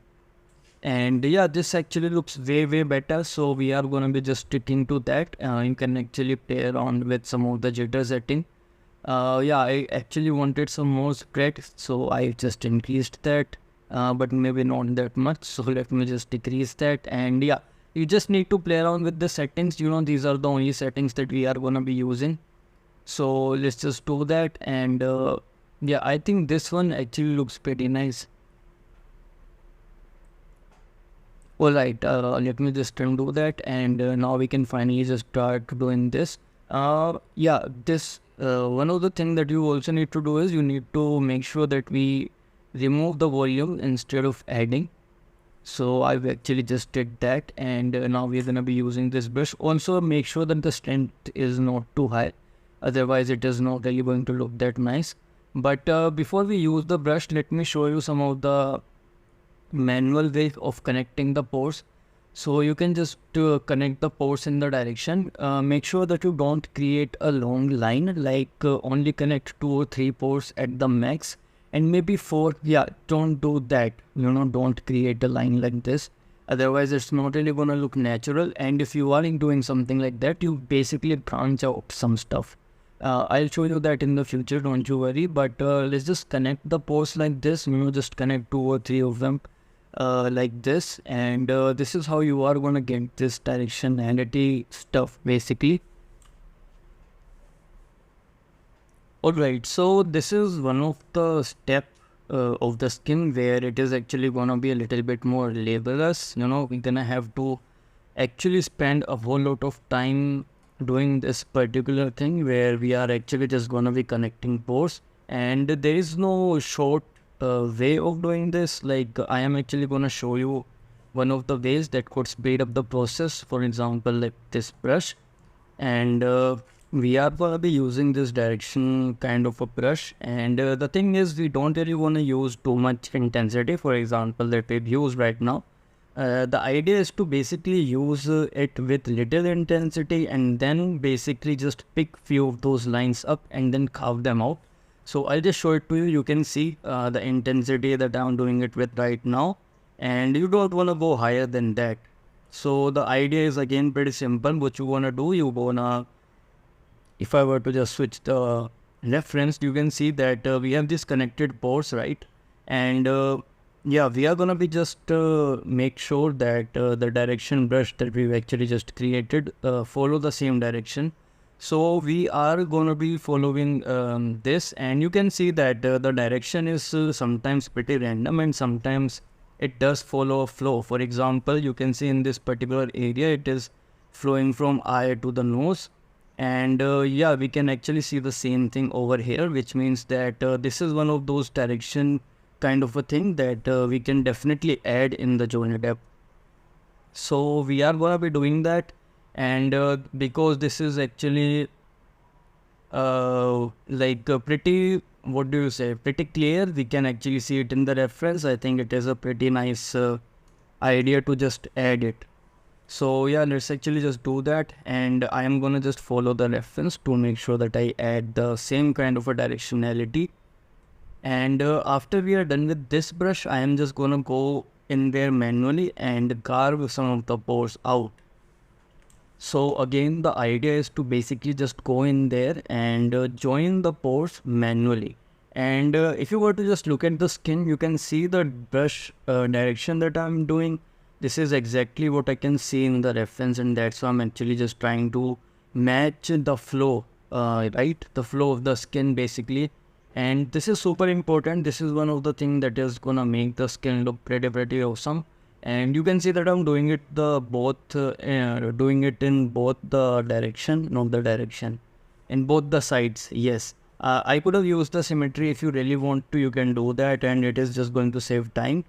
But in this case, I actually have the symmetry off, so yeah, it doesn't really matter actually. So you can see this is what we have, and I'm actually just trying to adjust some of the settings. For example, if you were to adjust the fall off, I was actually just seeing maybe I could get the brush a little bit sharper, but I cannot do that actually. I had to do that in either Photoshop or basically you have to change the alpha if you want to make the brush a little bit sharper. So yeah, this is something that I didn't really liked. I mean, not like, but the brush is not really that sharp, and I had to actually make the brush smaller because of that. But it's okay, you know, it actually worked fine, so I guess it's totally okay. You can see there is one directionality kind of in this particular direction. Yeah, so I'm actually just gonna do that, and at this point I'm actually just trying to make sure that I get the directionality first with this brush, and after that I can actually go into the skin manually and you know, start connecting the pores. So yeah, the connection of the pores, okay, you can see there are some of the lines that is a continuous line basically, right? And yeah, we are gonna be adding that because we can actually see that in the wait, yeah, in the Jack Sparrow reference as well, and I'm gonna be showing it to you, don't you worry. But before that, we are still gonna be using this brush, the directionality brush, and I'm just gonna be giving this direction kind of a thing to the skin. So this is actually pretty important. This is gonna make your skin look pretty awesome, and yeah, pretty real actually, because we do have these lines, as you can see. So we also have some of these longer lines that basically does not break in between. We are going to be adding those as well, but make sure that you have reference for them, because this is not usually how they occur on the skin. You usually have some breakup in the lines, and they kind of branch out as well. So whenever you are making these longer lines, make sure that you always have reference for them. And I am just trying to create this crisscross kind of a thing on the eye bag area. This actually just makes the eye bag look a little bit more detailed. Yeah, you can say that. And they also look pretty nice. Now you don't want this crisscross on every part. You only want this crisscross on the eye bag area, and this is just going to give you really awesome results. So now you can see that we have this particular reference, and I am on my draw sharp brush, which means that I'm gonna go in there and start working on the pores manually. And you can see that we only have maximum 2 or 3 pores connected, And sometimes you don't even have to connect the pores. You can only you can just create a line on one single pore, and it would look like that that particular pore is basically have some direction to it. So you can actually just do that, and you can see there is one more direction on the upper lip area where, yeah, you can see this is the direction. I'm literally just talking about that in the video. So you can see this direction we've just added. I've literally pointed that out with the cursor as well. So I really hope that you've seen that. And we basically just need to follow this kind of a directionality, and it is just going to look really, really nice. So okay, the direction that I'm adding right now, this is something that I cannot really see in the reference, but because I kind of know that from the corner it basically goes outside, like the corner of the mouth, that's why I've actually added that particular directionality. And you can see the direction over here as well. So that's why I am just gonna go with my I'm just gonna use the draw brush and just gonna start connecting like this. So literally what I'm following is the reference right now, and you don't really have to be precise with this. Like, you don't really have to go exactly what you are seeing. You just need to make sure that the direction is correct. That is like the only important thing at this point. Unless obviously he does have some sort of mole kind of a thing, right, where the mole basically becomes the part of the likeness, then you have to get the mole right. But in terms of pores, no one really remembers that. So yeah, you are actually pretty free to do whatever you really want, unless you basically have the direction right. So you can see that I'm connecting 2 or 3 maximum, and sometimes I'm literally just marking a pore, yeah, you can see, like, I'm literally just connecting the pores right now, and that's basically what I'm doing. That's what I'm gonna be doing for the rest of the skin actually. But so yeah, this is one of the things that is going to take a whole lot of time, but not really too much. You're gonna see that in this course that it does take its time, but not that much. And I'm literally just connecting the pores, and you can see the lines that we've already had because of the direction brush. I'm literally just picking few of those lines and carving them out to make them look a little bit more sharper. So literally just carving the lines that are previously there because of the direction brush. So again, as I've actually said, that this is one of the most time-taking process, but don't you worry, it's not gonna be like that it's gonna take 2 or 3 days. This is like an 2 or 3 hour maximum process, right? And you don't want to do it on the whole skin, as you've seen in the reference. This direction stuff, it is not really everywhere on the skin. It is just some of the parts, for example, in the eye bag area and near the nasal labial fold. So you don't really have to do it on the whole face. And in our case, because the forehead was covered, forehead is covered with the cloth that he have on his head, we are not gonna be doing that on the forehead, so it actually just saves time. So yeah, that's pretty cool actually. So this is also one of the things, by the way, that kind of hint at skin stretching. So the skin basically stretches, or sometime it could also contract whenever you give different expression, and because of that, this direction kind of a thing actually happens. And you've seen that as soon as I've went into, I think, the perspective view, the brush started behaving a little bit weirdly, which is something so weird. Why a brush would behave differently just because I'm in perspective view? This is so weird. Alright. So yeah, you can see this is basically what we have, and I am actually just gonna be doing this for the next phase of the skin. Actually, this is like the last kind of an you can say layer. Remember, we've talked about the skin layer, so this is one of those one.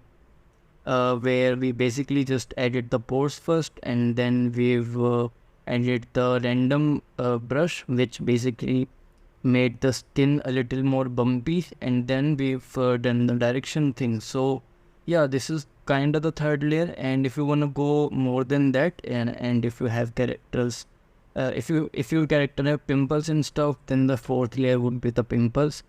So that would actually be pretty nice. And you can see the skin actually started to look pretty awesome already. The fifth layer is obviously the micro displacement, and in this case I think micro displacement is a little bit too much, so I'm gonna have to, I might lower it down. Obviously I don't really remember if I did it or not, because it's again just a video and I'm just doing a voiceover on top of it, so we'll see.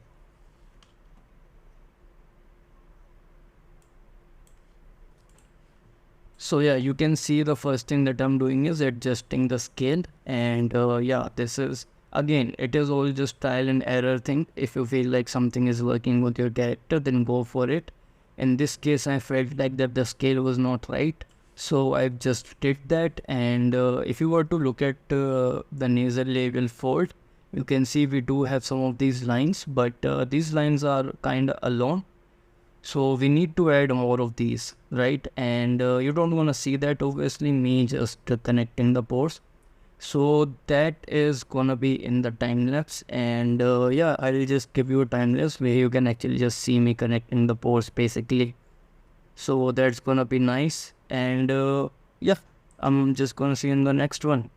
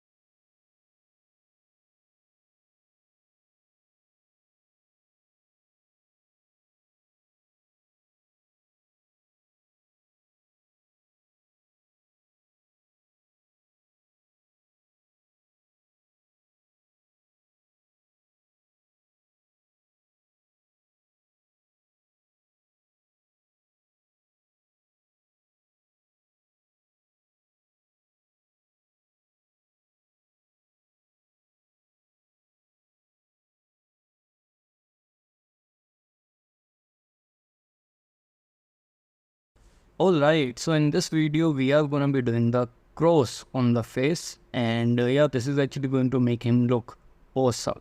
I mean, that is going to make him look like Jack Sparrow. Right now he's Johnny Depp.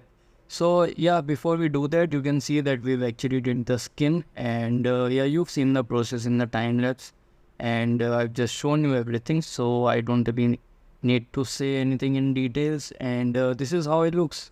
What do you think? Do you think that that he actually looks nice? I think he looks, yeah, nice. So yeah, this is basically what we have, and you can see we didn't really did the ears, and we still have not done anything on the nose, because those stuff are going to be the separate video in itself.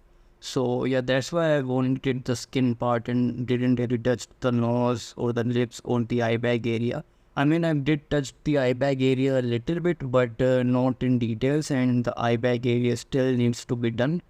So yeah, this is what we have, and yeah, I guess we are gonna be doing the cross in this video, and this is going to be pretty quick actually. It's not really going to take that much amount of time. So yeah, let's actually get started. I guess there isn't really anything else for me to explain, you know. So obviously this cross is kind of like an injury, and I was actually looking for some injury photos online, and before I zoom in, if you feel like you are uncomfortable, you can just look away or something. But this is kind of something similar that I basically found online, and we are gonna be following this reference. So if you feel weird, you can actually just look away or something, you know. This is kind of disclaimer in the video, I don't know. So this is what we have. So you can see that we kind of have a border, right?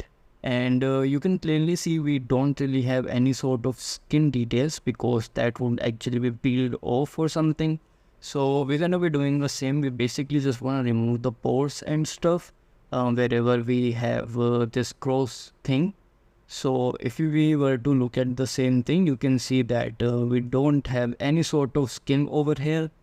So we're gonna have to remove the skin basically. And yeah, this is something similar. The color is different, you know. The Jack Sparrow one is a little bit darker, but right now we don't really care about the color. We only care about the sculpting details. So that's what we are going to be adding.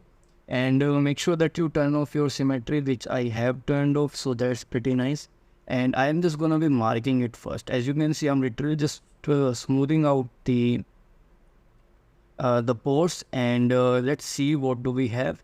So yeah, you can see we kind of have a cross, but it is not a 90-degree cross. As you can see, it is kind of a distorted cross, so I don't think this one is gonna work. So we're gonna have to do it again, because this one actually looks a little bit too distorted, you know. So yeah, let's actually try and do this one again. Yeah, this is the way that I'm marking right now. I think this is the way to go. So yeah, the one that we have right now, it is kind of weird. So I am just gonna undo, and we'll redraw it basically.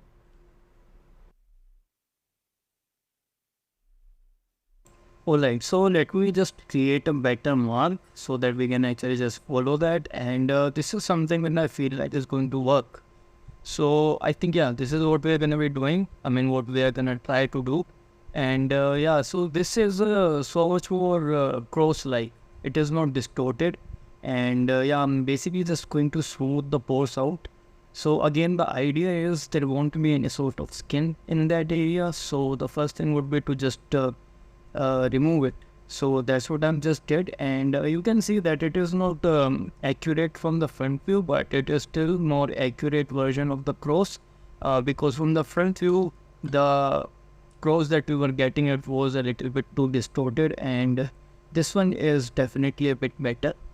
So now what we need to do, just like we've discussed, that we kind of have something like this going on where we don't have the skin, so we kind of need to take the surface, and we also need to sculpt the border. So these are the two things that we need to do, and yeah, that's basically what I'll do. So in order to do that, I can actually just mask this out first.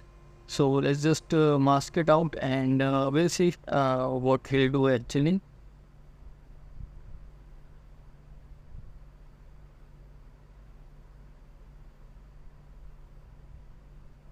Alright, now that I've masked it out, I can actually just start adding some details. So obviously what we want to do, we want to break the surface, and that's why we needed a mask, so that we can do something like this, and it is just going to break the surface, as you can clearly see, and it is not going to affect the rest of the skin. So that's why we needed the mask, and now we can actually kind of work on the border area, I think. So yeah, before we do that, let me just flatten it out a little bit, because if you were to look at the wound, it is not really that wobbly, it is much more flat. So that's what I'm trying to do right now. I'm just trying to make it a little bit more flatter.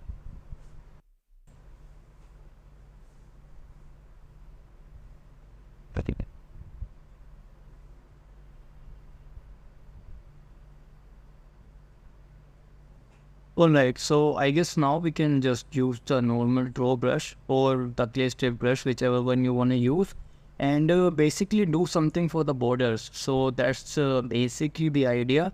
And yeah, let's actually just do that. I'm not really gonna do something super fancy here. Obviously, we need to remove the mask in order to sculpt on the borders. So let me just do that. And now we basically can just add a little bit of volume around the borders, and it would actually just make it look like that this is a wound and it is coming out of the skin. I mean, that's what the idea is. So yeah, let's see.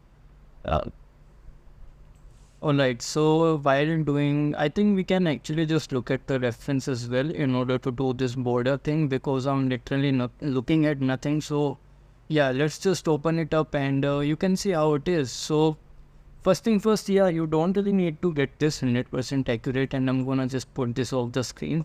I actually have no issue looking at something like this, but there might be some people who find it disgusting, and they don't really wanna look at something like this. So I am just gonna, put the reference of the skin of the screen, and yeah, this is just me randomly adding some volume at the border. Again, I'm not accurate, like I'm not looking at the reference. I'm just trying to make sure that it looks good. That's basically what the idea is.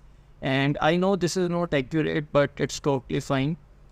We are not really going for accurate, we are going for something good in this case. And I've already looked at the reference, and I feel like this is going to be good enough for us to make it look better at least.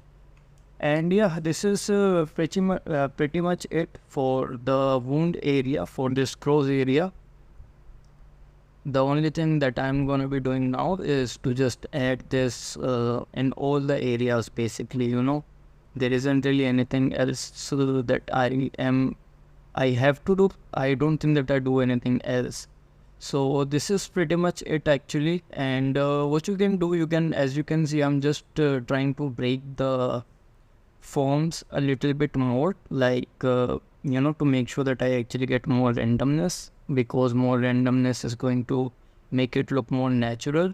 So that's basically what the idea is. And I'm not just adding these volumes at the borders, I'm also trying to make sure that I make these borders as random as I possibly can. So that's what the idea is. Alright, so this is how it looks, and you can literally just stop it right here. But I actually thought that it would be a good idea to blend them with the skin. So that's what I'm doing right now. You can see that I'm actually just adding the volumes on the outer part of the wound, because I wanted this particular area to be blended with the skin pretty nicely. And yeah, this is actually just gonna make it look natural. As you can see, even in the reference, the makeup that they basically have it a little bit better blended with the skin. There is like a gradient to it if you were to look at the outer part of the cross. So I'm actually just going to try and do that as well. And yeah, this is pretty much it actually. I think I'm done. So yeah, I don't really think that I'm gonna do anything else in this video. So yeah, I think this was pretty much it, and I'll actually just say goodbye, and we're gonna see you in the next video. All right, so we are gonna be doing the nose finally, and yeah, this is actually going to be fun. So yeah, every single one of these parts, basically, they're gonna have different videos of for example, nose gonna have different video, and the eye back and all of this stuff, they're actually gonna have different videos. So yeah, let's actually just adjust some volume first, because you can see that there is a dip over here which I don't really see in the reference. So the first thing that we are going to be doing is we are basically just going to be fixing that volume. And yeah, it is actually still pretty important to make sure that the bigger volumes actually works a little bit better than your skin details, because in the end, skin details don't really contribute towards the likeness, right? The main likeness that you are going to get, they are going to be from your bigger shapes. So that's what we're going to be doing. And now let's actually just look at it from the front view, and try to make sure that the volumes are correct. Alright, right now I'm literally just massaging some volumes, and now we can go into the skin stuff, the cool stuff basically. And if you were to look at the nose, you're gonna realize that Johnny Depp does not really have blackheads. So you can see that this guy have a whole lot of blackheads, but Johnny Depp, if you were to zoom in on his references, you won't really see the same thing over here. And most probably the reason for that is actually he does have this, but they kind of look like that they're going inside and not coming outside. But we are still gonna be adding some of the outer ones. So the idea is to basically just do the same that we can see in the reference, but still make sure that the blackhead part is a relatively low in Johnny Depp, and I'm assuming because he's an actor, so they must be doing some makeup and stuff to basically remove all the unnecessary stuff, which is the blackheads.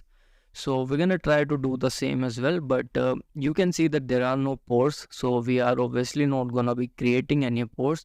But there are these small little dots that you can see, a whole lot of dots, which is basically breaking up the skin. So we're gonna try and add that, right? And yeah, this should actually make the nose look really nice. Now you can see that we still have these lines, and the lines in between these dots, and over here you can see that the pores basically have started coming back.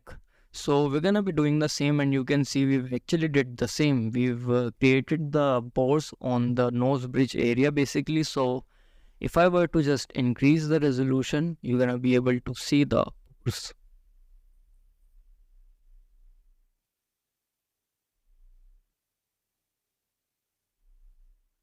Alright, so it is taking a little bit of time. Yeah, you can see that we basically have it, and on the bridge, we definitely have those pores, and you can see that we basically have the same thing going on over here. So yeah, this is actually one of the most important thing that we need to take care when we'll be doing the nose. And yeah, I don't think there is anything else for me to say. So yeah, we can actually just straight jump into Blender and start doing our stuff. So first thing, we are going to be using the direction brush to add those lines that I've talked about that were between the blackheads, right? So we are going to be just making sure that the size of the brush is small, and it is important to make it super small, because these lines, they are pretty micro detailed lines. So we don't really want to go higher intensity or bigger lines with these thing that we are doing.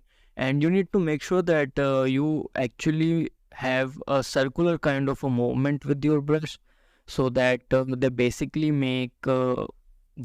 does not look linear, and they kind of look like leather actually.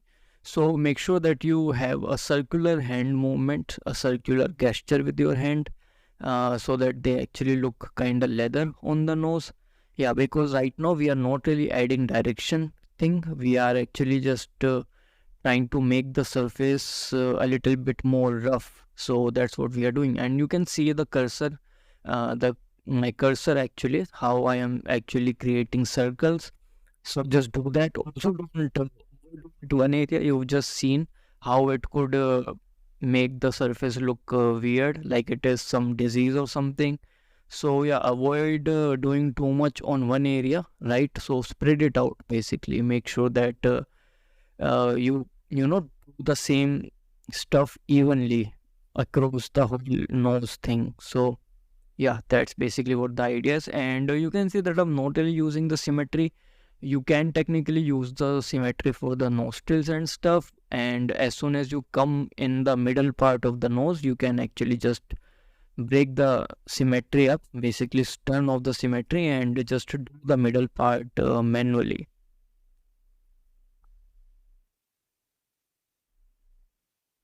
Okay, so this is basically the first layer, right? Just like we did the skin, this is kind of like the first layer, and we are basically just breaking up the skin. And as I've said, like too many times, that yeah, actually the thing is because we kind of have this brush right now with us, and we know that the skin on the airbag area, like the eyelid area, is also going to be pretty similar. So let's actually just use the brush in those areas as well, so that we don't actually have to, go back to these areas again. So right now that we have the brush, the size and the strength figured it out, we basically can just do it in these places as well. Again, you can actually just do the same thing with the symmetry on, because they are pretty far apart, right? And you won't be able to tell this because of all the stuff that we are going to be adding afterward. But yeah, you can actually just, it is totally up to you. It doesn't really take that long. This video is in real time, and you can see how quick it basically goes. So yeah, just you can do that. I mean, just it is totally up to you whether you want to use the symmetry or not. If I'm being honest, doesn't really matter actually.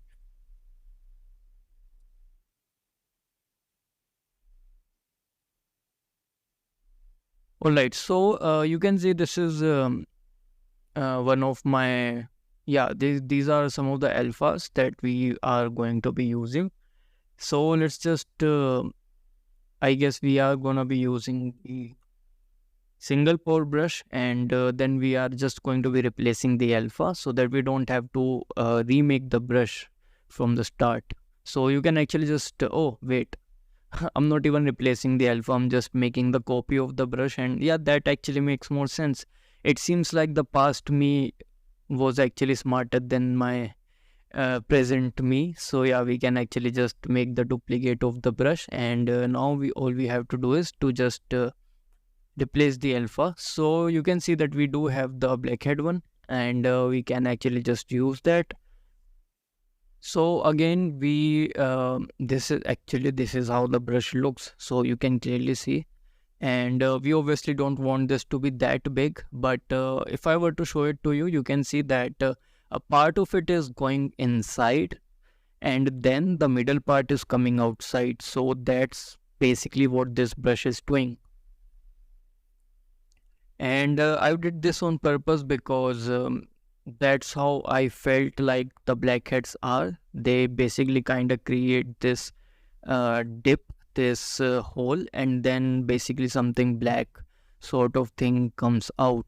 So I actually wanted to do that, and that's what this brush is. All right, so let's actually just select the multi-pore brush, and you can see this is what we have. The reason that we are not using the multi-pore brush, by the way, is even though it does give us this depth, like you have in the blackheads, but it also gives this star kind of a look, which we obviously want. Like we don't need the lines, right? We only need a hole. So we cannot really use this brush, the multi-pore brush. So we're gonna have to figure something else out. And that's basically what the idea is. One thing that you can try, by the way, you can lower down a subdivision, for example, like this, and then you increase the subdivision. You most probably won't be getting all the lines. You're only going to get the let the holes.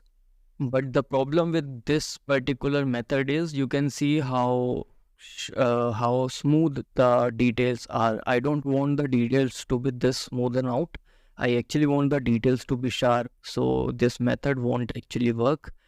We are going to be using this method for the neck area, but yeah, this like for the nose it won't work. So we're gonna have to do this manually. You can actually just create a multi blackhead brush actually for this purpose only, but in this case we can actually just use the jitter with the draw sharp brush, and I am randomly gonna be using it to basically create these dots, and then we are gonna be just picking few of these dots and then just filling them up with the blackhead brush. Right now we are only creating the dots, so this is like the second layer of the skin on the nose. So yeah, always remember that we actually need to do the skin with the layers, and that's basically what we are doing right now. We are applying the second layer. So that's what it is. Alright, so we basically wanna just do this on the whole nose, and then one thing that you need to keep in mind as you are going up the nose, like towards the nose bridge area, try to make sure that the density basically decreases, right? And you're gonna see that actually you can see that I'm adding more dots in the bottom part of the nose, and as we are going up, as we are going closer to the nose bridge area, the density of these dots, they're gonna decrease basically. So that's what it is, and this is only the second layer, by the way. And after that we are gonna be just using the blackheads brush, and we are gonna be picking few of these. So yeah, you can actually just look at the reference on how dense you want the blackheads to be, and then all you need to do is to just pick few of these up. So in this case doesn't really matter, you can just pick few of these, and you can actually just start doing that. So this is going to be your third layer, and this is just going to look super awesome, by the way. Just pick few of these and start doing this blackheads kind of a thing. You don't really need to think about it too much. All you need to think about is the density, by the way, and for that just look at the reference. This is basically it. As you can see, this is kind of like you can think about it, it is kind of like a step-by-step process, so I don't think it should be that complicated. But yeah, if you feel like this is a bit too time taking, then you can always just use the texting XYZ maps, for example. But yeah, this is what we have, and we are gonna get more blackheads in the bottom part of the nose, and we are gonna decrease the density as we go towards the nose bridge area. So this is basically how I've created the skin of the nose. So you can actually just do that, and after the blackheads you can see how close they are basically. And in our case, you can see, if you were to look at him, you can see that he does have pretty much the similar density, but yeah, this is it looks like that blackheads are not coming out, but instead they're going in. So I'm assuming that it must be something to do with the makeup, and that's what I'm actually gonna try to replicate. I'm not gonna try to add too many blackheads that basically come out.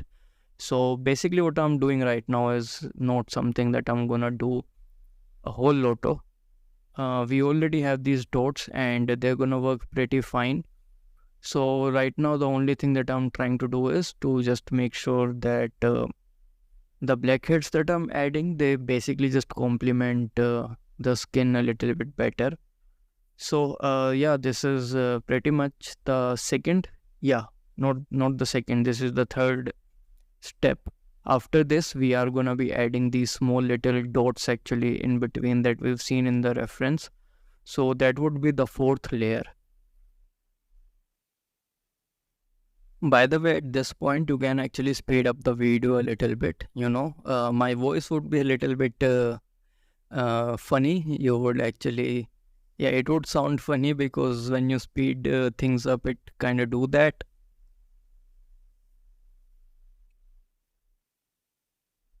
But because I'm actually just, repeating stuff, you can actually don't do it right now. We are okay. So the thing is, we actually now need to, yeah, I think that's what I was talking about, that you don't really need too much blackheads as you go on the upper part of the nose. So yeah, just make sure that you kind of have this transition where you have more blackheads on the bottom. Yeah, I've actually said it too many times, I guess. So yeah, I don't really need to. And now that I'm adding the blackheads again, you can again just speed up the video. I won't really mind, if I'm being honest, because yes, the skin actually is pretty repetitive, and I cannot really, just keep on saying the same stuff because I've already said it. And yeah, I think I've pretty much said everything. And right now, I'm actually just trying to fill up the gap between the video and you watching the video where you don't actually feel bored. And my talks, they are not really that entertaining, by the way. So you might end up feeling bored. So I guess it's actually better to just speed up the video until I start doing something else. Alright, so this is basically what we have, and now we can actually try doing the same thing. So you can see we are playing with the brush setting, and most probably the idea is to actually start adding some of these dots. So right now you can see that the strength is a little bit too much. So what we'll do yeah, we can actually just start adding some of these dots manually. And the reason that we are doing this is because it would actually give us some variation.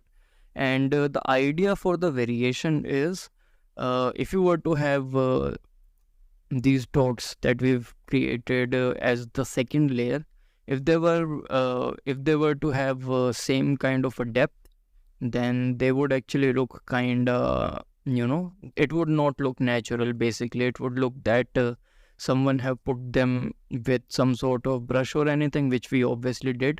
So now what we are doing, we are actually just you know doing some manual depth increase for a few of these.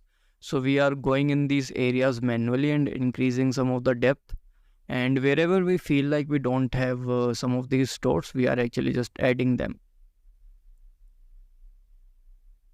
Again, the idea behind this is to create more randomness. So if you were to have more variation, it is just gonna, look more natural. So that's what the idea is. And yeah, that's just how it is, That's, you can say, it is, I think, fourth or fifth layer. So the first layer was the lines that we've created. The second layer was the dots that we've actually added with the jittering. The third layer was the blackheads, and this is like the fourth layer. So yeah, we are actually doing this in layers. And if you wanna do that, if you wanna remember it, then that's how it is. But you don't really have to. Just think about how the skin looks and the things that you actually need in the skin, and you should be able to just figure all this stuff out on your own. So that's what it is. And now I guess we are actually gonna be start adding some of the smaller dots.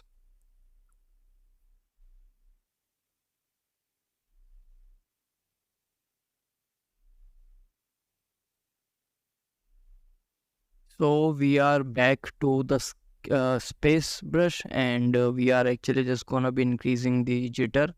And this time increase, instead of removing the volume, we are actually gonna be adding the volume. So you can see that we are removing the volumes. We just need to make sure that we get a little bit of yeah, you can see this is what we have. So let's actually try and play with the dash ratio. Alright, so now we are getting these small little dots, and these are super fine, by the way. So make sure that the size of these dots are actually a little bit less. than what we already have, and they are just going to create more randomness on the skin. So I guess this is the fifth layer, right? Yeah, this is the fifth layer, and actually I've just said previously that we are going to add the details, but we are again just removing the volumes. Yeah, sorry, what am I saying? I've actually just said previously that we were going to add the volume, but instead we are again just removing the volume. Yeah. So yeah, this is actually just me creating more randomness. I think in the near future in this video, we are definitely gonna be adding few of these as well.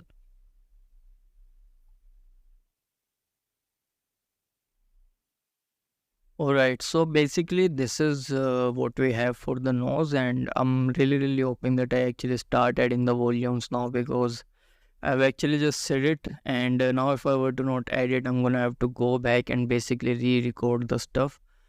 Yeah, you can see that the next thing would be to, yeah, before adding those volumes, small little volumes, we are gonna be adding these horizontal lines that we have on the nose, and we've already added some. You can see that we do have some of these on the bridge of the nose. So this is basically the next thing that we are gonna be adding. But before we do that, I actually kind of wanna add some more variation on the nose, and yeah, we're actually gonna try and do that, and the video is gone. Wait, what? How is the video gone? Wait, let me see. Okay, so the video is actually about to come. It is kind of my fault, but what we want to do, we basically want to lower down the subdivision, and we actually want to use the direction brush, and with the small little intensity, we want to actually, with a little bit bigger brush, we want to create some of these lines. So you can see what we are trying to do right now. And this is, I think, going to make our skin a little bit more how do you say it, a little bit more deformed, not deformed, but we are beating up the skin, if you can say it like that. And this is just going to create more variation, at least that's what the idea is. So let's see. And yeah, I think it does actually kind of work. Obviously it might not look like too much, but I think we did actually added some more details, so that's pretty nice. And yeah, we can actually just start continuing what we were doing, and this is what we have. So kind of like I was just trying some stuff, just lowering down the subdivision, adding some of these details, and yeah, I think it's okay. It's not something super fancy, but I think it looks okay. So now what we want to do, we basically want to be blending the pore version of our skin and the nose version of our skin together. So obviously one of the ways you can do it is with the direction brush. I mean, in the end, you basically want to be just connecting the pores, and make sure those lines go towards the nose. And that's how you'll be able to get a really nice blend. And yeah, it is just going to look pretty nice. So yeah, you can just do that, and you can see that I'm basically just doing the same thing over here. I'm just trying to use the direction brush and trying to blend the pores with the skin. So actually one of the things, one of the ways you're gonna be able to do it is with yeah, as I've just done with the draw sharp brush manually. So let's just lower down the jitter and everything, and now we'll be able to just yeah, create these lines, and that way we're gonna be able to blend the pores with the skin pretty nicely. And that's why we've actually created these small little pores, so that we can just create these lines, and they connect. Awesome. Again, you need to just make sure that the direction in which you are connecting the pores are accurate to the reference. Don't do the vertical lines in these areas, because that's just not how the the skin in this area is supposed to be. And you can see, in order to actually blend better, I am just smoothing out the pores, and I think this is something that I've talked about when we were doing the pores as well. So I am just gonna be smoothing out the border of the pores, and you're gonna see with this method, the pores, they are actually just going to blend with the skin, and you won't even notice when the pores basically ends. So yeah, you kind of have to do it. I know I should have actually done this when I did the pores before doing all the details. Yeah, this is also something that you actually learn from the from like R&D, you know. Yeah, R&D is not the correct word, but you get the idea. So now that we have this, we can actually just go into the higher subdivision and smooth it again, basically, because we still have a little bit of these details in the higher subdivision area. So we're gonna be smoothing it out, and after we are done smoothing, we are actually just gonna again using our brushes, the direction brush and stuff. We're gonna try to blend it with the skin again, because right now I actually did try, but it didn't really worked out. So I guess smoothing it out is going to be the better option first. And after the smoothing is done, you can see that I'm basically just doing the same thing. So connecting the pores horizontally in this case, so that it actually just looks nice, you know. And just try to follow the reference. You are gonna be able to see all these direction and stuff in the reference as well. So I don't think it's actually really that complicated, you know, to basically follow these direction thing actually. And that's what we're gonna be doing. So you can see that I'm actually just creating a mask over here, and I think I am gonna be start adding some in this area. So the pores, they are not really blending, as you can see.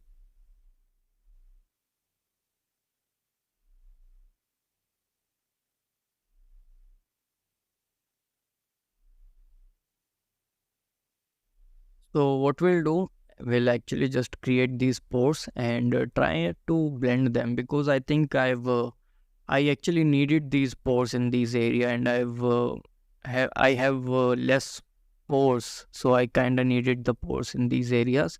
And now we can actually just try and smooth this out. So you can see that I'm basically smoothing these out again. So I mean, the area lacked the pores that we've added now. I hope that actually makes more sense.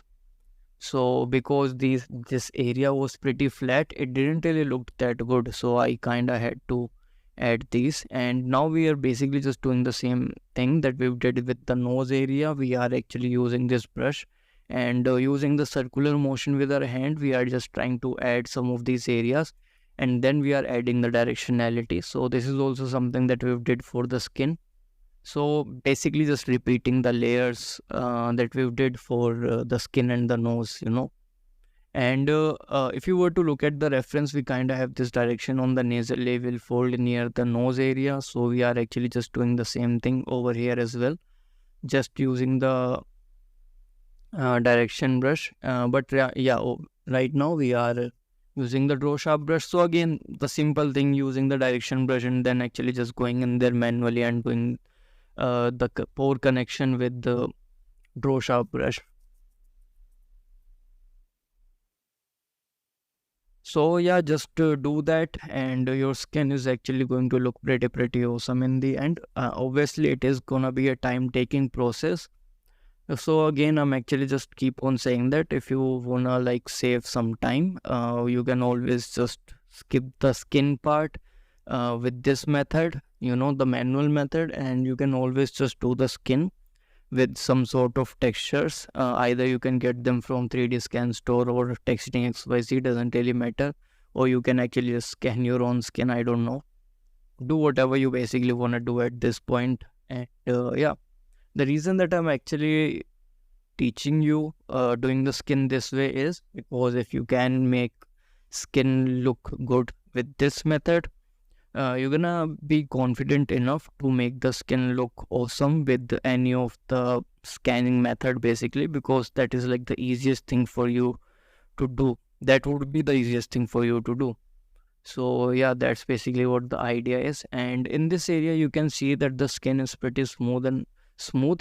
So I'm actually just gonna try and do that. I think I've added too many details over here, and it break it broke the skin a bit too much. So I'm actually just gonna try and fix that, you know, just smoothen it out and make sure that it actually looks a little bit better.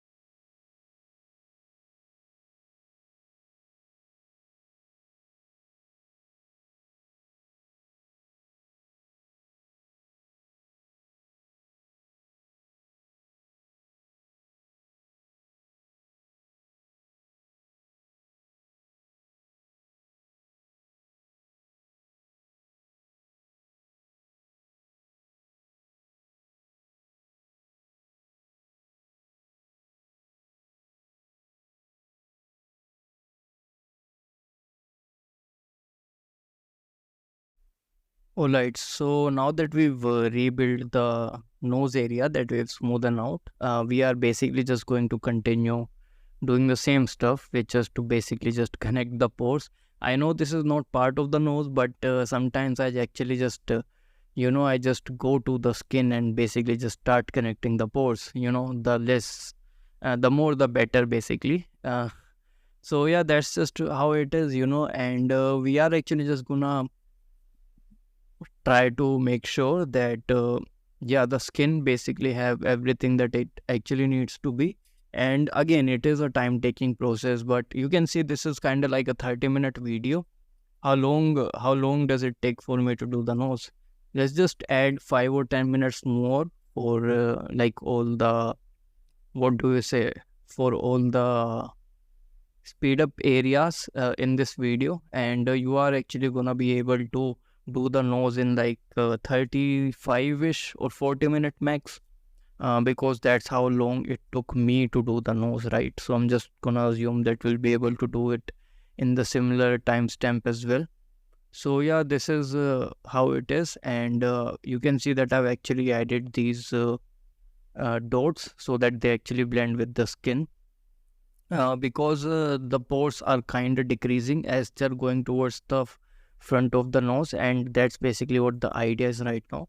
But if I'm being honest right now, if now I'm looking at this particular piece from a fresh eye, I think the dots that I've actually just added, they are a bit too big and a little bit too deep. So I would have just definitely undoed this if I were to do it right now, But my past self, my past me, didn't really. He must have thought that it is okay. So obviously we are continue sculpting on it. But from a fresh perspective, I can see that these areas, they are actually a little bit too deep.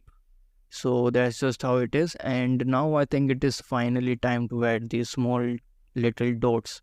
I really, really hope that now we're going to be adding these. So you can see that there are so many, and they are also small. So just keep both of these in mind, right? You can actually just use your like your blackhead brush, sorry, not brush, but the alpha. Okay, in this case I'm switching to the pimple alpha actually. So yeah, you can actually just do that as well, or you can just use the simple draw brush and use your jitter to add that. But that's just how it looks. You can see this is how it looks. So we are just gonna be selecting this alpha, and let's see the things that I actually change in the settings. So first thing first, this is an airbrush, and obviously I'm gonna be increasing the jitter. So that's what you are getting actually. If I'm being honest, I feel like instead of airbrush, you can actually just use your normal brushes and basically play with the jitter and the ratio setting, and they would still give you pretty nice result. In this case, I'm actually just using the airbrush, and yeah, it's still okay, I guess, whichever brush works for you. So this is just how it is, and you can see that I'm trying to make sure that I don't add too much.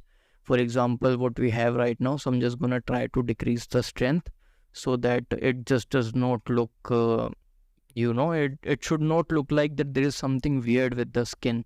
It should not look like a disease, for example. It should look natural.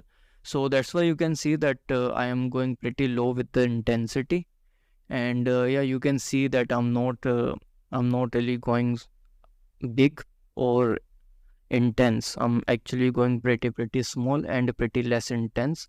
So this is basically just going to be the final layer of our skin, and after we are done with this, we should be able to just done with the nose.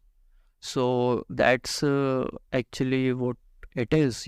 This is like the last layer, and you've seen how we've layered all of these stuff, and you have to go slow, by the way, if you wanna like get more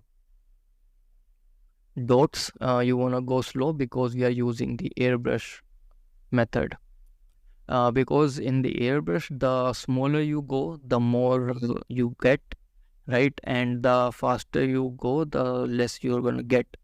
So that's just how the airbrush basically works. So you can see that we are actually just going slow so that we can actually get the appropriate amount of density.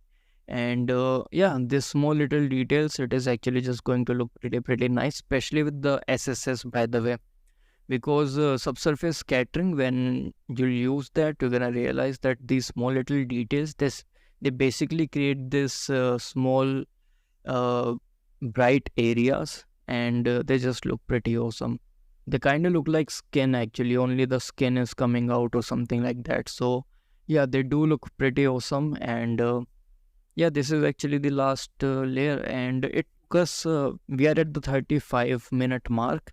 Let's just add for 10 minutes to it, and you should be able to do the nose at the 45-minute kind of an um, ballpark, basically. So yeah, it still is not too much. The only thing that actually takes time is to add the pores and then connect the pores. All this stuff, the stuff where you basically just use this kind of a brush where you are just spraying stuff on your face. It doesn't really take that long. My grammar is also really bad, by the way, so I'm really sorry for it. But yeah, the idea is you can actually just see the idea. We are literally just spraying these dots, and this is like the last layer, and I don't even have anything to say, if I'm being honest. So just remember how you would layer things, and you can even change the layer, I mean, in terms of what goes first. So you can actually just create these dots first as well, and maybe after it the directionality, it would still work. Yeah, but yeah, I mean, this is a pretty versatile kind of a method, actually. And I think I've talked about it, but you are never gonna be using this in production. This is just for your own personal ego satisfying kind of a thing, where you can actually just tell your friends that I've did this manually, and they'll be shocked. So yeah, that's just what it is. And yeah, I don't really think that I have anything else to say. So I'm gonna say bye bye for this video, and I am actually just gonna see you in the next one. Yep. All right. So in this video, as you can see with the title, we are gonna be doing the eye bag area, and the thing is, we are basically just gonna be doing the same thing. And the eye bag area, we've already touched it a little bit, if you can see.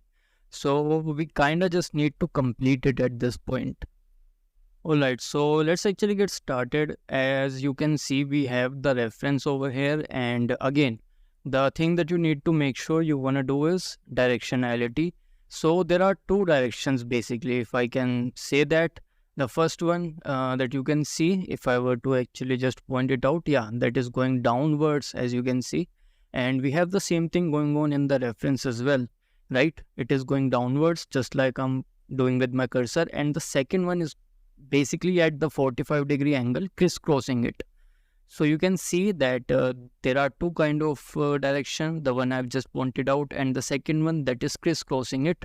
So you can clearly see that is going like this, right? And then there is this one. So there are like 90-degree kind of angle. It is not perfectly perpendicular, but it is kind of crossing each other out at 60 degree, if you can say that. So we're basically just going to be doing the same thing, and we're going to try to basically have this crack kind of a thing in the Johnny Depp's eye as well, which is something that I've personally never seen. But if you were to look at the Sweeney Todd reference, he actually have that in this as well, which is, I actually thought that it's in makeup, but now that I'm seeing it in the Sweeney Todd, I think we actually need to do this crack thing. So you can see the directionality. I think I've shown it to you now, and I hope that you understood, by the way, this direction thing. So crisscrossing is basically what we need to add now, and yeah, we also need to try and add this crack thing that we have over here, because again he have it. So yeah, we're gonna have to add that basically. And you can see how it is in continuous line, and I am not really breaking it into multiple lines, because I can clearly see that it is a crack. And what I've did, actually, I think I've adjusted the camera for this crack only, or maybe not, I've forgotten. But yeah, we are gonna be just focusing on the skin, and we are just gonna be doing the same thing that we did for the nose. But instead of going around with the direction, we're gonna make sure that we actually, create this crisscross kind of a thing that we can see in the reference. So let's actually just take a screenshot so that we can just paste it in the pure ref. And I don't actually have to say all this stuff, do I? And obviously, for every single file, we are gonna be just creating a backup file just in case if we were to mess the ibag up, we can actually go back and basically start from the zero. So now that we've pasted it, yeah, this is basically the directionality I was talking about. So yeah, make sure that you do that. I've seen this thing, this crisscross thing, in almost every ibag. There isn't a single ibag where I actually have not seen this crisscross happening. So yeah, we're gonna be trying to add that actually, and we already have that. If you look at it, we kind of have two direction going on. So we are just going to be emphasizing that a little bit more and trying to create this crisscross kind of an effect. So you can see that I'm adding one direction now, right? That is going from left to right. And if you actually want to, you can play with the settings again. There's not a specific number that is going to work for you. Obviously, every situation is different and you're going to have to play around with these settings a little bit to make sure that it actually works for them, works for you, sorry. And this is like the first kind of direction, and this is the second one. So I really hope that you basically get the idea of the directions, right? So yeah, let's actually just now go to the draw sharp, and we are gonna be picking few of these lines up. So again, draw sharp is actually pretty important because we kind of want some of the hero lines, right? Some of the lines that are going to be a little bit more, you can say, noticeable. So for that, we're gonna have to do that manually. And yeah, that's basically what the idea is. So you can see I have the draw sharp brush, and we're gonna just go in the eye bag area, and we're just gonna manually try to basically just carve out some of these lines and also connect the pores. Pretty important. Make sure that you connect the pores in the direction, and that's basically it for the skin. If you think about it, you don't really need to overcomplicate anything. You just do that, and it is just gonna look super awesome. So yeah, you can see that I basically just going in the direction, and yeah, I'm not even connecting the pores actually. I'm just adding a line on top of that so that it looks like that the pores are stretching in one direction. And yeah, you can actually just do that as well.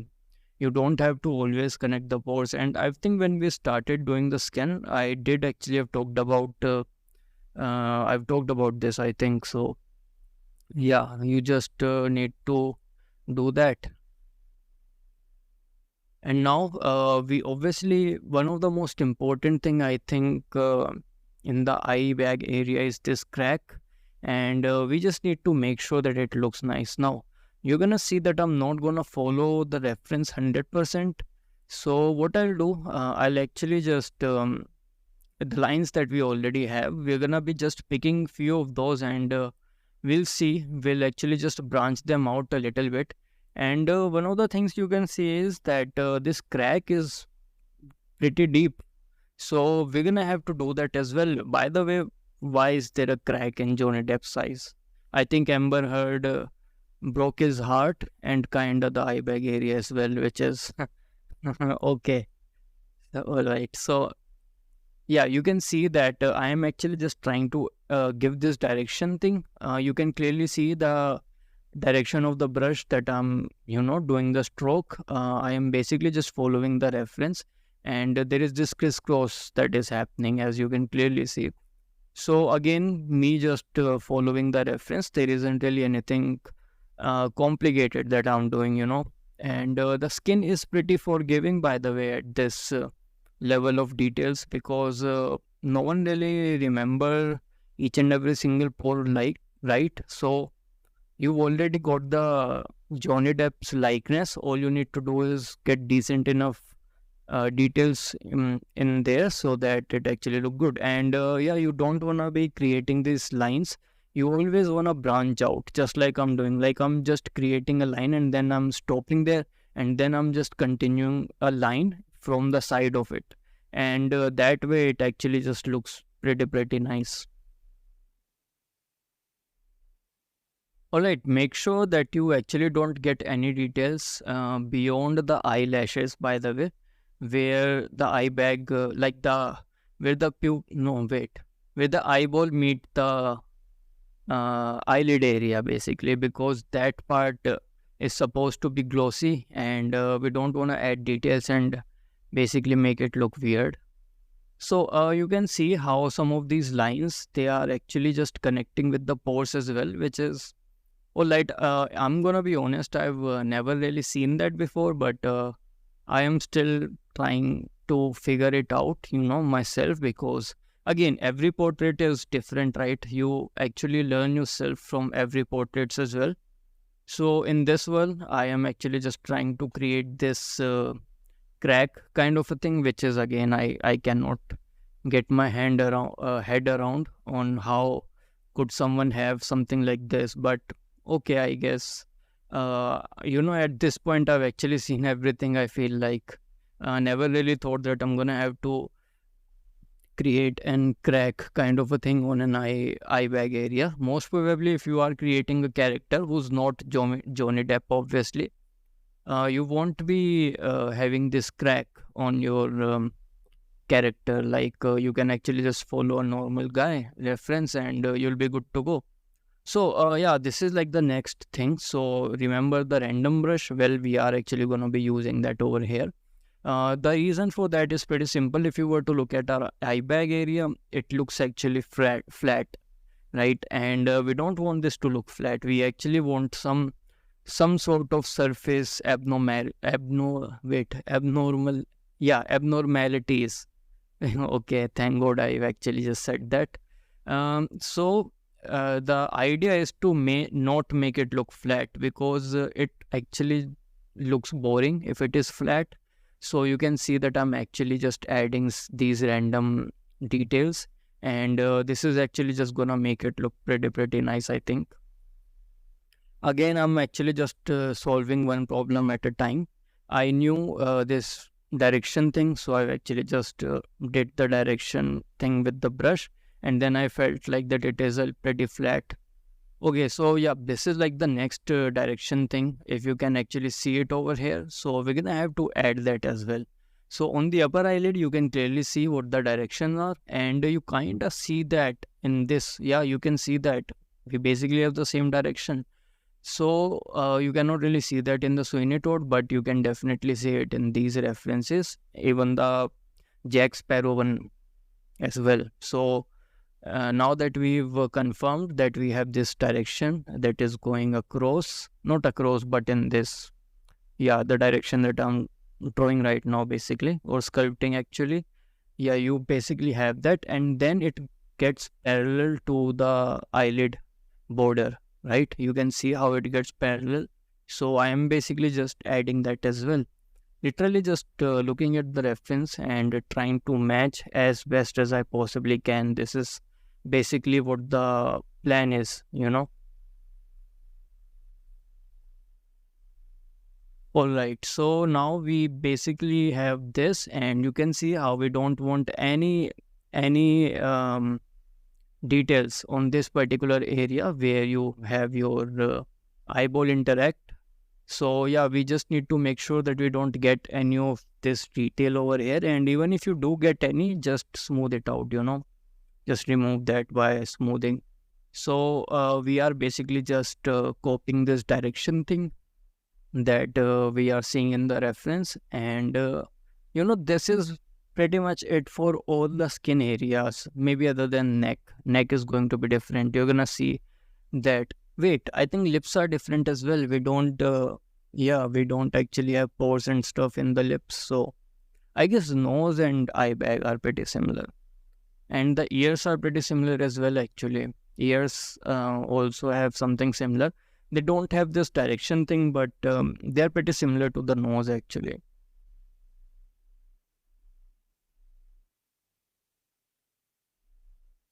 All right. So I am actually just thinking about what else can I, talk about right now, because again this is a repetition, and yeah, I'm just trying to make sure that these should not be a continuous line, and I am actually just repeating all this stuff because I just want you to keep all this stuff in mind, whenever you are doing this on your own. Don't like create simple straight long lines. Try to break them as much as you possibly can, and that's how you are just going to get good results. So yeah, that's what it is. And as they're gonna go towards the middle part of it, they are actually gonna go straight, so we are gonna try and do that as well. In this case, I think yeah, sorry, not straight, I think horizontal. Yeah, I think I'm Wait, are they gonna be straight? Because I am marking them straight. Maybe they are going to be straight. Yeah, you can see that even I'm confused. Yeah, I think they're gonna get straight as they'll be in the middle. And once they go towards the left part, they are actually gonna go back to more vertical than straight. Not vertical, what am I saying? Horizontal. Basically parallel to the eyelid. Man, I really hope that I've not confused you. As they're going towards the corner of the eye and the left side, it should be more horizontal, not vertical. Yeah, so that's what it is. And we're gonna have to blend it, by the way, because right now they don't really look that nice. So yeah, even the pores in the eye bag area, but this part could be a little bit forgiving because this part is gonna have the eyebrows. And yeah, you can actually just hide this stuff behind the hairs, but still I'm gonna make sure that it actually looks nice. All right, so I'm still fixing the volume. How awesome is that? Yeah, you can see. But yeah, this is one of the benefits, right? Doing it digitally, you can actually just fix your likeness. Maybe if I want to, I can make him look like Brad Pitt and the skin would work. Obviously the skin would not work because the skin would be a little bit different, right? You still have to tweak the skin, but you are gonna get all these details for free, so I don't really see anything wrong with that. And now you can see that I'm actually just trying to add more details. So we're gonna be just breaking these lines up with the direction brush in the future. But right now we are actually doing this manually. So yeah, let's actually see that. By the way, the other side, like this is the right eye, right? The left eye, that is going to be the time lapse. So I won't be doing any commentary for that part. And I think this is actually, yeah, this is good for both of us, we both can actually save some time. So you can clearly see that I am just trying to, make it go horizontal. And yeah, let's see. So yeah, you can see that's what I've talked about, that I am gonna be using the direction brush and basically break these lines a little bit more. Super important to do that. It just gives you more randomness. It makes it look more natural. So just do that, and you are just going to get pretty awesome result. By the way, you can see that in the reference as well, how much how much skin have been broken up into small little lines. So looking at the reference, I've actually decided to, use the direction brush actually. This is, yeah, this is purely because I've seen that in the reference. So yeah, just look for stuff like this in the references, and you should be able to create really awesome skin. In the end, it does not really take that long. I mean, it is an 16-minute long video up until now. Let's actually just add 5 or 10 minutes, so that would make it, I don't know, 25 minutes. So you can basically just do the skin part in 25 minutes for the one eye. And if you were to just double it for both the eye, that would be 50 minutes. So yes, it is a little bit time taking, but still I don't think it's that time consuming, again, as I've actually said it, the real time that takes. It is actually the pores, the construction of the pores, and even that is not really that time taking. I think I was able to do all the pores in 2 hours. I've totally forgotten that, but I think I mentioned that in the previous videos. But connecting the pores is basically what takes a whole lot of time as well. But yeah, this is what we have, and let's see what else we can do. So again, obviously, I'm just trying to figure out the things that we can actually do with his eyes. And because obviously eyes is one of the most important thing, right? You have to make sure that the eyes look good, otherwise the portrait is not really gonna sell. And by selling, I meant to say look good. Because eyes, people actually look at the eyes, I think, first unintentionally. But yeah, eyes should actually be as good as you can possibly make them. And you can see that these straight lines, they weren't really working for me. So even though it's not in the reference, I've decided to actually break them up. This is totally something that is out of the reference actually. I'm just trying to make them look a little bit more broken. And they were a bit too straight for my liking, so I'm actually just using the grab brush and trying to deform them a little bit. At least that's what the idea is, because they were actually a bit too straight. And I feel like that I know that this crack is not 100% accurate to the reference, but I decided not to really change that, and keep it. I thought that if it does look good in the render, I would not really mind. So that's what it is. And yeah, I know for a fact that this is not 100% accurate, but yeah, I think it is good enough that I can actually just keep it. So again, the next thing would be to basically blend the eye bag area with the skin itself. As you can see, that's what I'm doing right now. Again, just using the draw brush. And if I'm being honest with you, what I felt like, some of the strokes you can see on the eye bag area that are connecting the pores, I think they are a bit too big. Like the radius of the brush is a little bit too big. So if I were to do it again, I would have actually chose to do it with the smaller brush size actually, to get me more sharper lines, because right now the lines that you can see on the eye bag area, they are a little bit too soft. So yeah, that would be something that I would change if I were to do it again, but it still looks good, so I won't really mind. But yeah, with every portrait you does learn something. And yeah, this is something that I've learned. And especially I'm looking at myself sculpting, so whenever you see that, by the way, you actually just think that what was I doing, man, I could have actually done this way better now. But yeah, that's just how it is.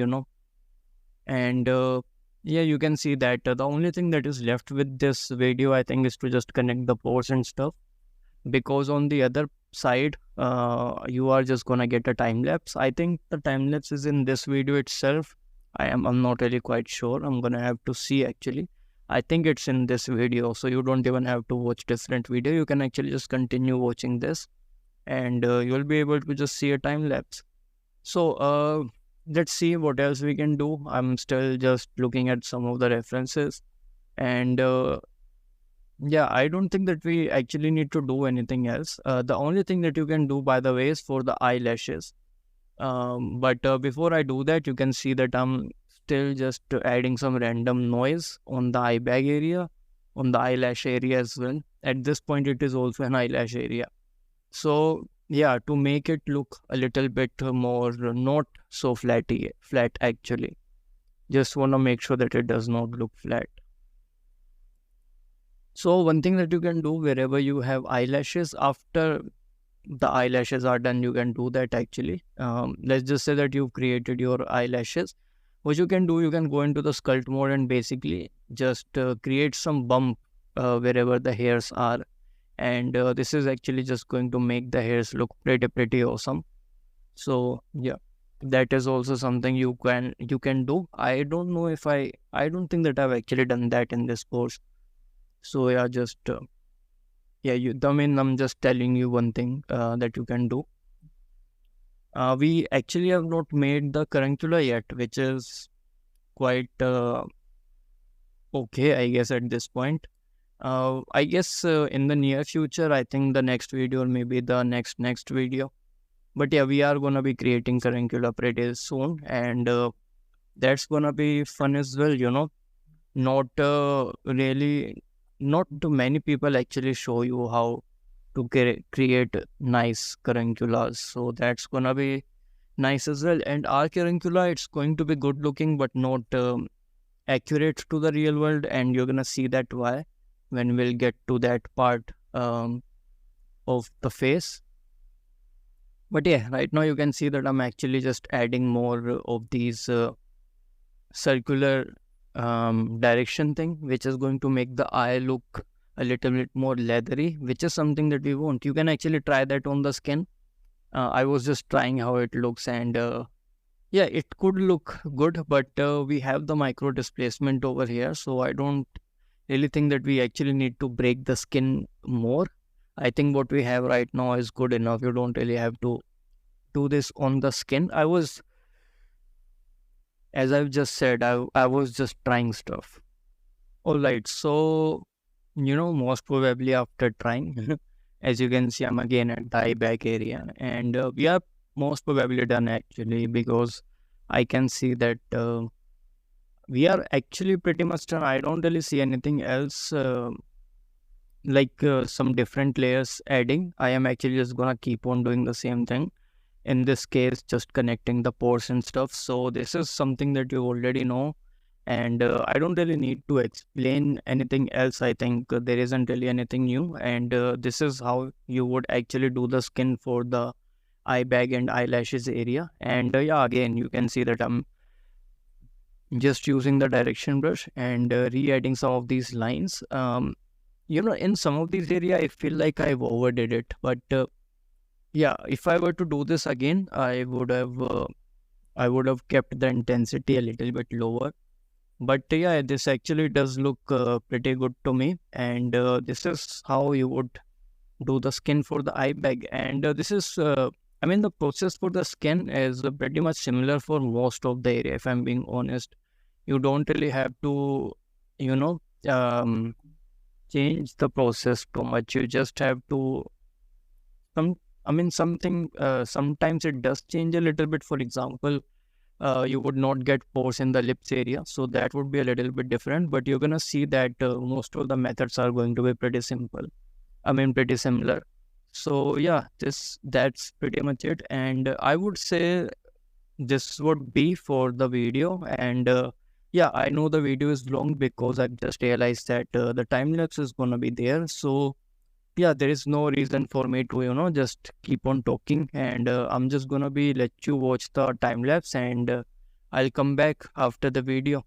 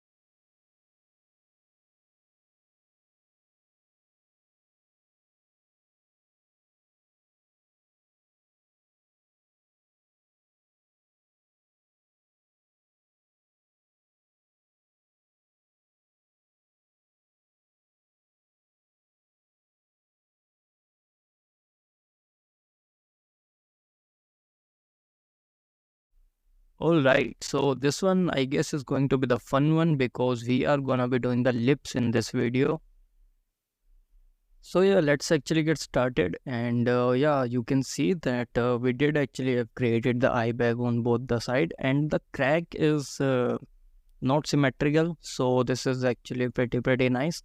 We're gonna have to see if this does look okay in the renders. So yeah, we are actually just gonna leave it there. But right now we are doing the lips, and for the lips, it is actually pretty important that um you use your face sets actually, because we are gonna be doing one lip at a time. And yeah, you can see that we have not really done this party. That's because there is going to be a time lapse for the skin basically, where I am just going to complete all the leftovers, because the skin is still not complete yet. The blending is not correct, because we've not done enough, right? So the idea is to just give you the time lapse where I'll be just blending the skin, and because you already know the process, it just does not make sense for me to show you every single one of that part, because I'm just gonna be repeating stuff. But yeah, right now, because it does lag a little bit whenever you are working on the full mesh, so I think it's actually best to hide whatever we are not gonna be working on. And because this video is lips, I am just gonna be hiding everything else. So this is what we have, and we already had the face set, so it's gonna be pretty easy for us to hide and unhide stuff. So I am just gonna be hiding one of the lip actually. I think it's either the upper lip or the lower lip area.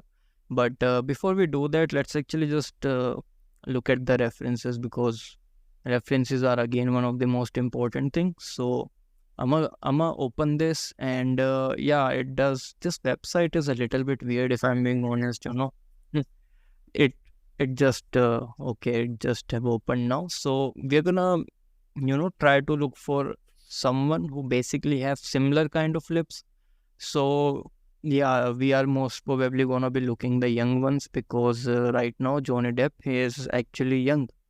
I mean, we are making a younger version, so that's why. And it does take its time to open up the image actually. Obviously, if you have good internet connection, that it won't really be matter. But yeah, let's actually see. So we have these vertical lines that basically connect the lip to the skin, right? You can see, and these lines actually connect to the pores. And if you were to look at them, they basically convert into the bigger lines that go to the bottom part of the lip. And in case of the bottom lip, you can see the same thing happening. They basically extend, right? They extend, and all the wrinkles that you get on the skin, they basically just gets converted into that. And if you were to look at the Johnny Depp, we do have something similar going on, obviously, because he's human. So we are going to be creating these vertical lines first, I think, and then we have these horizontal lines that are creating these crisscross patterns. So this is also something that we are going to be creating, vertical lines, horizontal lines, and then we have these uh, diagonal lines basically that connect one wrinkle to the another. And these are some of the most important things that you need to keep in mind, because these are some of the lines that we are going to be creating. And obviously, it's not just the lines, we have some volumes in between them. And one of the things that you can see in the middle area, the volume vanishes and it gets pretty smooth. Like, I'm talking about the surface gets pretty smooth. The lines, they basically kind of just vanishes. So we know we need to keep that in mind. In Johnny Depp, I'm assuming, because they must have kept his lips a little bit dry, he does have these lines continued till the end. So I guess we are gonna be adding that as well in the Johnny Depp, because we are making Johnny Depp and not this guy, whatever his name was. I've totally forgotten. So we are gonna be continuing these lines, and yeah, I think I've talked about. So let's actually start adding the vertical lines first. If I can remember it correctly, I think I've added the vertical lines first.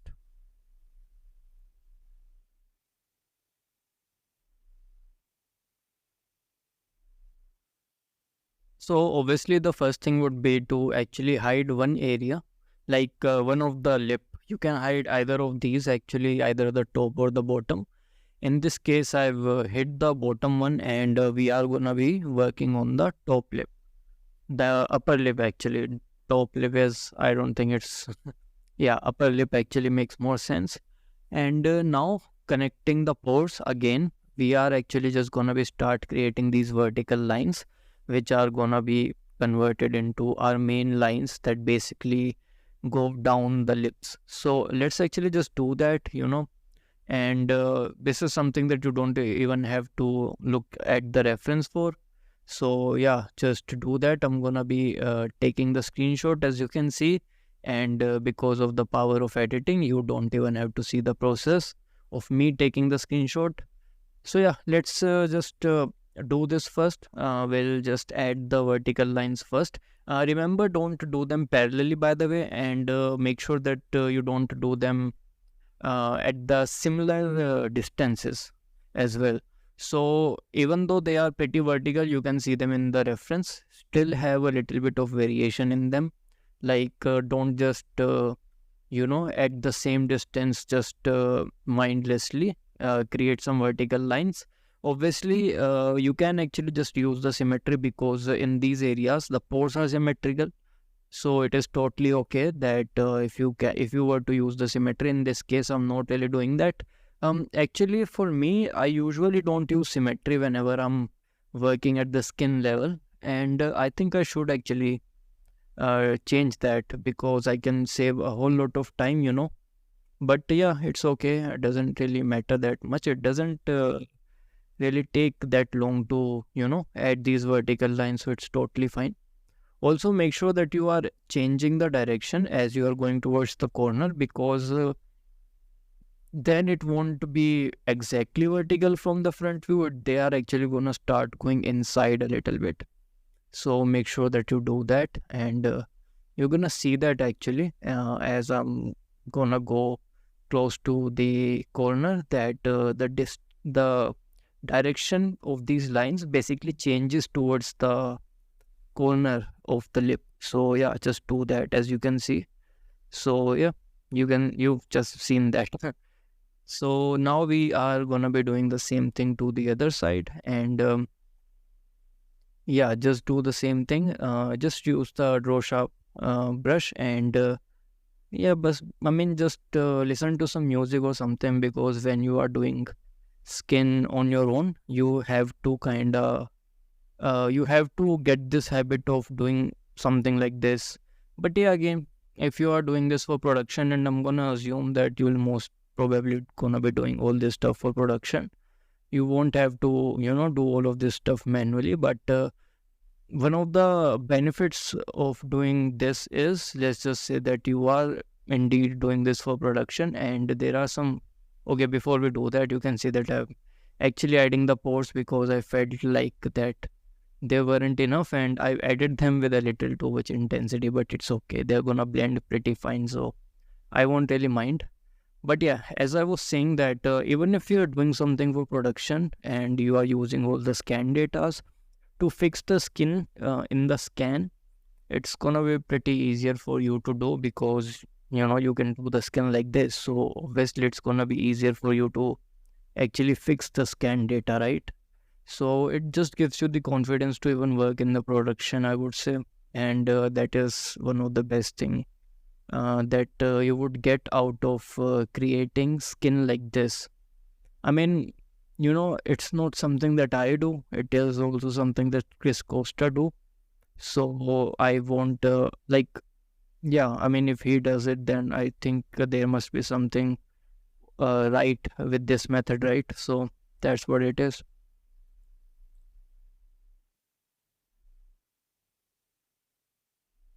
And yeah, we are just gonna be keep on adding these vertical lines.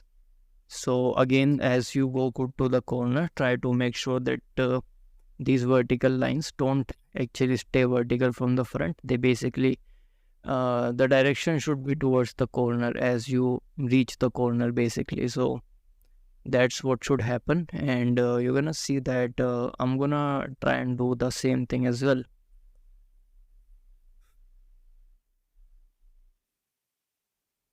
All right, so this is kind of like the first step. I always do this, and this is also something that I've learned from Kiss Costa, by the way. So yeah, this is obviously not obviously. This is always my first step whenever I go towards the detailing of the lips. So yeah, just do that, and this is the second step, by the way.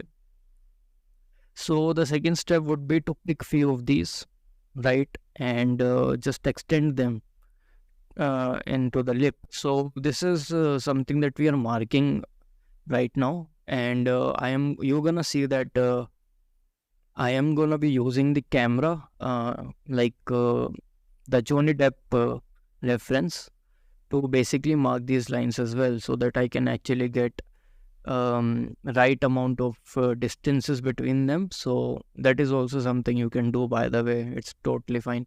By the way, you can see that some of these lines are starting from the top, but they're not going till the end, and some of the lines are actually just like this one, and some of the lines, they're not reaching like the border of the lip, but they're starting from the middle. So yeah, you can actually add that as well. For example, you can see right over here, they're going till the end. So we are going to be adding this till the end. And that's just what I was saying. And now we can just start something from here, which would go like this. And yeah, let's just do that. So we've seen this in the references, and just try to mark these, because I kind of like to mark first and then add the volumes in between. So we are going to be adding the volumes in between after the marking is done, basically. And yeah, that's basically what we have. So we are going to go into the horizontal one, but let's just finish the vertical one, and you can see how they are branching out, basically. So we're going to have to do that as well. But in the Jack Sparrow reference, if I can show it to you. Okay, wait, I think yeah, this reference, this guy's reference, I think this one is a little bit too closer to our Johnny Depp reference, because he does not have that much branching in the upper lip. So I am gonna be taking the screenshot of this guy. Yep. And the reason for that, you can actually just see the branching happening in the upper lip of the previous guy that we were looking at. So we basically just are gonna look at this guy actually, because his lips are similar to Johnny Depp. And yeah, so let's basically just continue doing that. And yeah, we were actually just extending these lines. So we are just gonna be picking few of these and do that. You don't even have to look at a reference for this one actually, because again, this is something that you cannot really consider likeness. I mean, maybe if you're doing a digital double, right, then you have to do it. But then again, if you are doing a digital double, most probably you are gonna be working with the scan, which means yeah, I mean, you are already gonna get all the sculpting details and stuff, so you don't even have to worry about this. All you have to worry about is cleaning up the mesh. But in this case, we are not really creating a digital double, so it's not really that big of a deal, I guess. Alright, so we basically just do the same thing to the other side. And yeah, let's okay, wait, let me just play around with the references, and then we'll just continue. So yeah, you just pick again at similar distances, and just extend some of these lines like I'm doing right now.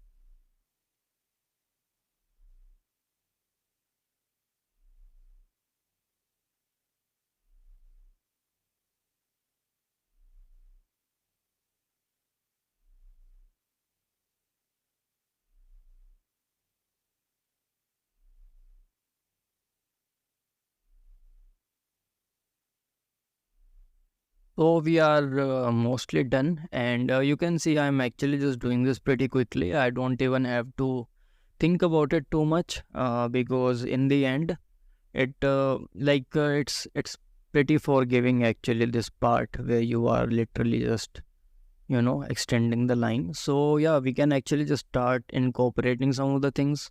Now, for example, you can see how some of these lines, they are intersecting with each other. So yeah, we can actually just start do that. So yeah, let's just do that. We can actually just do the after the vertical, we can do the horizontal one, or you can actually just add some volumes. But you can see some of these lines, they are kind of merging with the other, so we can start doing that as well. So yeah, you can see how it is going down and then it is kind of just merging. Also, these lines, they are not pretty straight as well, so we're gonna have to change that. So let's actually just do that, and I am just gonna be um, smoothing out the middle one. And now I'm actually looking at the reference and trying my best to basically get something similar to the reference. So I'm just trying to merge as I am seeing in the reference.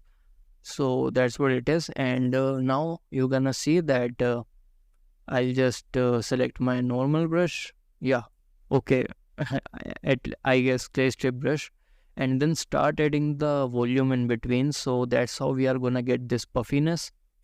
By the way, we are not going to get the same volume in the bottom lip. You can see the bottom lip is pretty flat, and the top lip, it does have its puffiness. So yeah, you just have to make sure that you get that volume correct. Don't add too much in the bottom lip, and make sure that the upper lip is not flat. So yeah, that is also something you should keep in mind. And that's why I'm actually gonna be adding these volumes in the upper lip so that they kind of look puffy. And then we'll be doing the bottom lip. So yeah. Alright, so you can see that I'm actually just going in between the lines and trying to make sure that I don't cross the line. And that way the volume would be just in between two lines that I have over here. So yeah, you can actually just lower down the subdivision. And the reason for that is, no way, I cannot even remember it. I've typed 54. There's probably going to be a cut. Oh no, it worked. Alright, I guess okay. So yeah, we actually wanted to lower down the subdivision, and that way, when you'll be adding the volume, your lines, they would still be sharp actually. So that's the reason. And as they'll be going towards the middle part of the lips, where both the lips connect actually, you wanna make sure that you know don't add volume there, and it should be a little bit flatter. So yeah, that is also something that you should just keep in mind.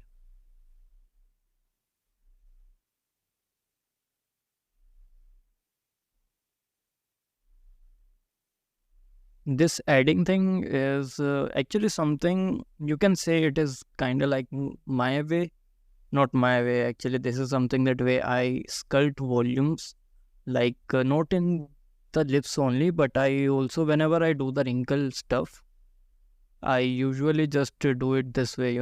And that's just how I really like to add volume, marking them first and then add the volume.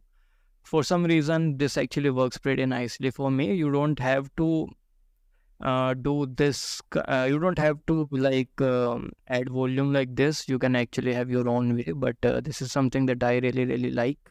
And from the starting, like from the day I've started sculpting, I've actually I've just been adding volumes like this. So it is kind of like an habit at this point.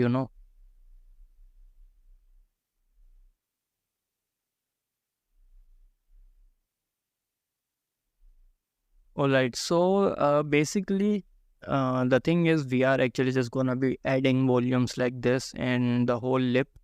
So again, you can actually just speed up the things a little bit if you want to, because we are repeating stuff. And I always say this: don't feel like that. I actually kind of want you to just skip ahead. That's because we are actually repeating stuff, and I just wanted to tell you that. We are gonna be repeating stuff for a while, and no, not a while, but for some minutes. So yeah, feel free to actually speed up the video. It's totally fine by me.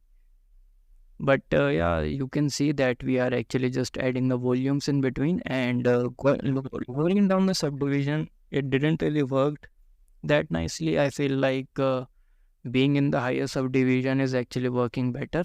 For wrinkles, it does work pretty nice, but I guess in the lips detail, it doesn't really work that good. So it's okay, totally fine.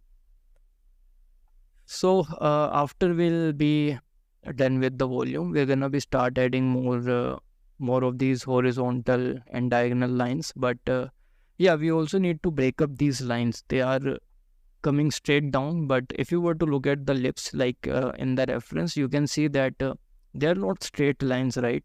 Like the diagonal lines are cutting them, and they're not coming straight down. Sometimes they are kind of going into another one, and some of the lines are basically disappearing way before the other. So we actually just need to add those variations as well. And that's basically what the idea is.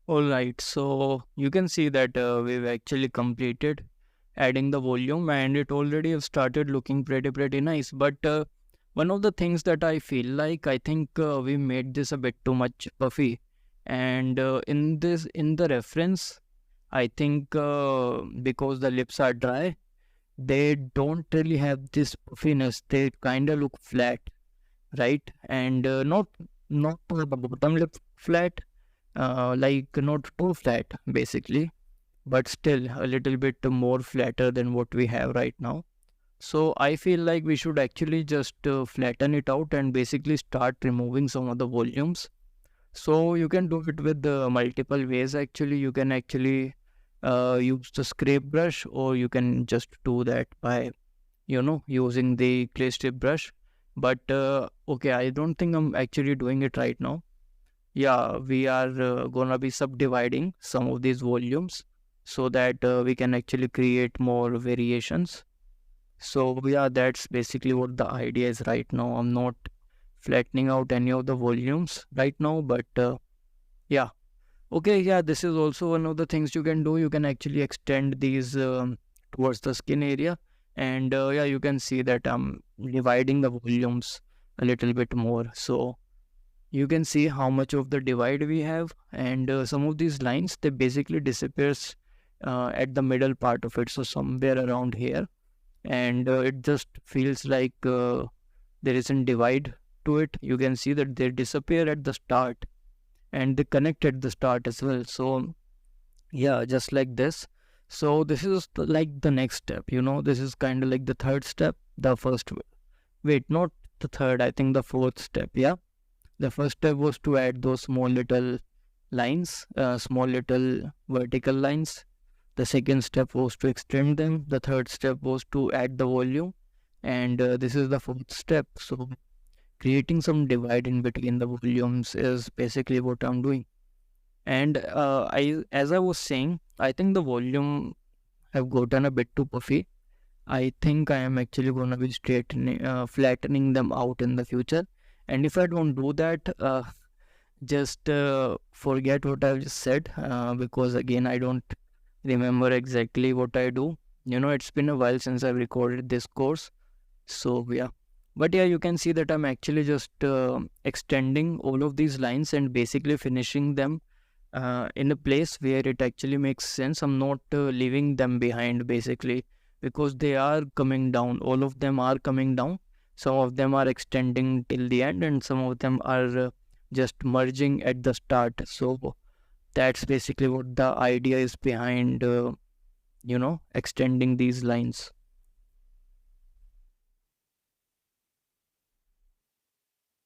At this point, I'm literally just looking at the reference and trying to make sure that, these lines, they basically serve some purpose.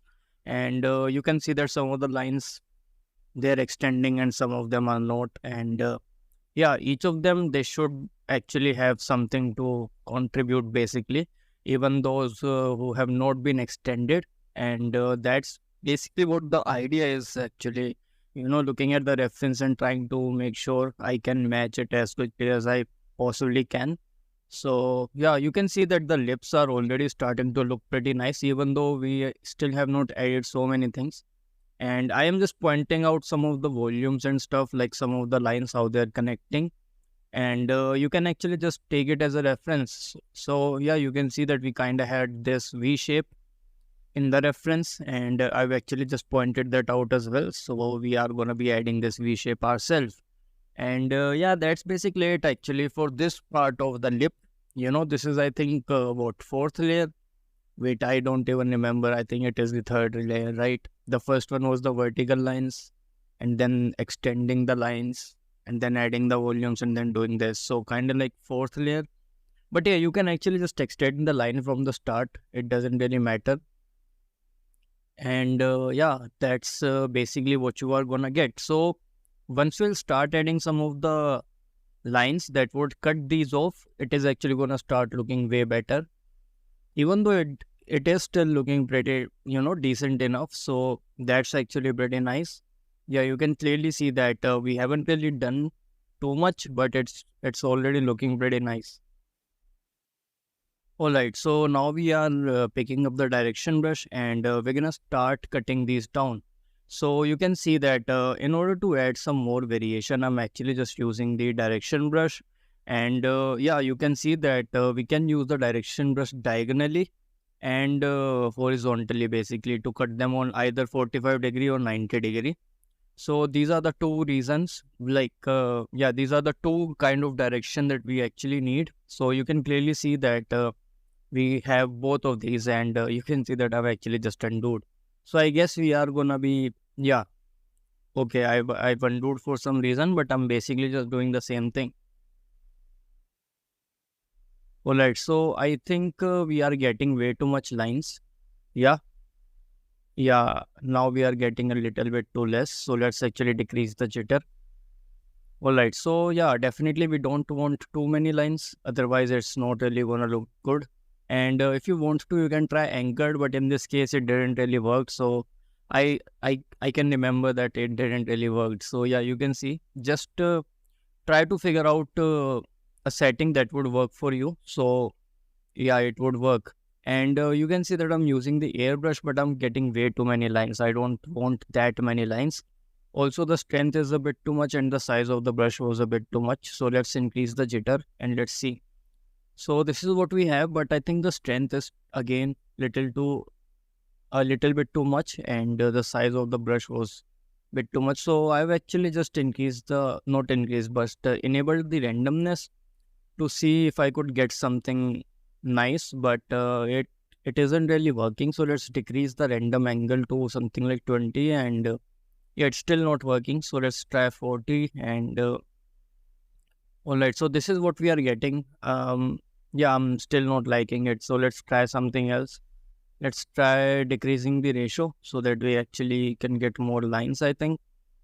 Yeah, this is definitely not working. The strength is a bit too much. So let's decrease the strength to zero point 0.1, and let's just try that again. So again, the idea is pretty simple. We are going to be adding these lines with the direction brush, and then we are going to be picking few of these and make them a little bit deeper, so that we can actually just pick and choose according to the reference as well. You don't really have to be super accurate to the reference, by the way. Just make sure that they look good enough. They just serve the same purpose that the reference is serving. You don't really have to be super accurate with this.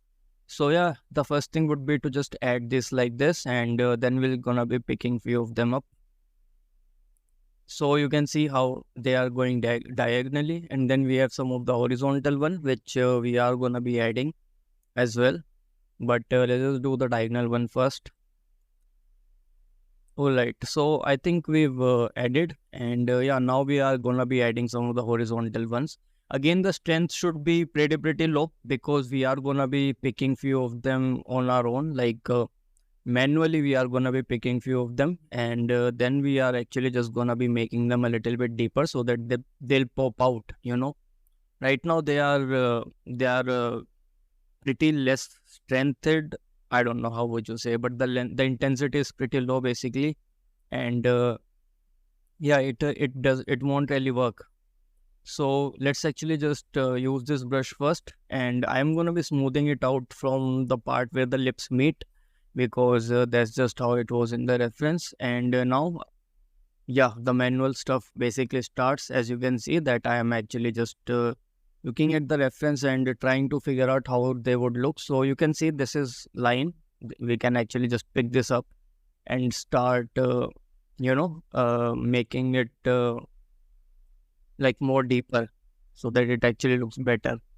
And that's basically what the idea is. And you can see in the middle part of this particular guy, we don't really have too much lines, but it's okay. Right now we are doing the horizontal ones, and we are literally just picking up the lines that we already have because of the direction brush. So this should be pretty simple to do. I don't think it actually takes too much skill. The only skill part that you need to have is in the likeness part, in the bigger volume sculpt. Basically, this is that is like the only thing that requires skill. I feel like the skin part is kind of like in step-by-step process, and yeah, it do require skill, but I don't think it actually requires that much skill. So obviously we cannot see the right part of the lip, and that's why we gonna have to just do it on our own. And especially in the skin area, you don't really do the likeness as much. You just make sure that it actually, it just needs to make sense. The skin part, the real likeness comes from the bigger volumes which we already added, so it doesn't really matter. The skin in the end just needs to look good. It doesn't really need to look exactly like Johnny Depp in order to get a decent portrait basically. So yeah, that's basically what the idea is, and we are actually just gonna be keep adding these lines, the horizontal ones, and you can see that we are using the lines that were already there. So yeah, this is basically what we are gonna be doing for the next few minutes, I guess, and then we'll be done. Actually, we want to be done. Then we'll be adding some volumes in between these lines as well, and you're gonna see that. So yeah, right now we'll just add these lines, and again, I'll say it again. You can, if you want to, just speed up the video because I'm actually just repeating stuff now. Okay, one thing I do want to say, these horizontal lines that we are adding, they are gonna be more at the border of the lips. So the place that we are adding right now, the the place where skin blends with the lip. I mean, you get the idea. This is where these horizontal lines are going to be more dense, and as we are going down towards the part where the lips meet each other, these horizontal lines would actually be, less dense. I mean, the density would be less. So that's something that you should also keep in mind, that add these horizontal lines at the part where they look where they basically meet with the skin. All right, now we are basically just back to our diagonal lines adding thing, and yeah, this is. I mean, that's just how it is. It does take time, and the thing is, it is pretty repetitive. But again, I can actually say, according to this video, I don't even know how long this video is actually. I think this video is around 1 hour long. I cannot really remember. I did saw it, but I've totally forgotten. I think it's 1 hour long approximately.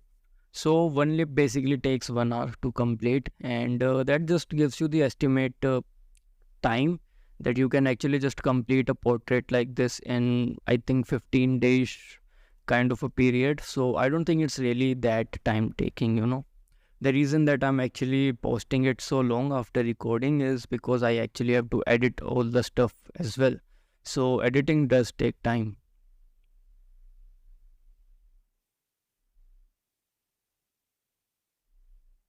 All right, so that was a mini time lapse kind of a thing. I do add some of these in the middle, sometimes because when I was recording, actually, I just, because it was repeating a whole lot. But yeah, you can actually see that we do get some of these pores over here, which you only can see at the border, basically. So if you are adding some pores, you can kind of bleed through towards the lip as well, but don't put them like in the middle of the lip, right? They should be at the border only. So that's what I was actually showing in the reference. But yeah, as I was saying, that you do get these mini time lapses because again, it's a repeated stuff, even for those who are watching in Hindi. So I just sometimes, just stop talking and just start creating these lines, and yeah, I basically just put those part in a time lapse kind of a thing. So yeah. All right, so you can see that we have so many of these lines that we're gonna have to draw basically, and yeah, that's just how it is. You don't even have to connect sometimes. So just do that, and you'll be good to go.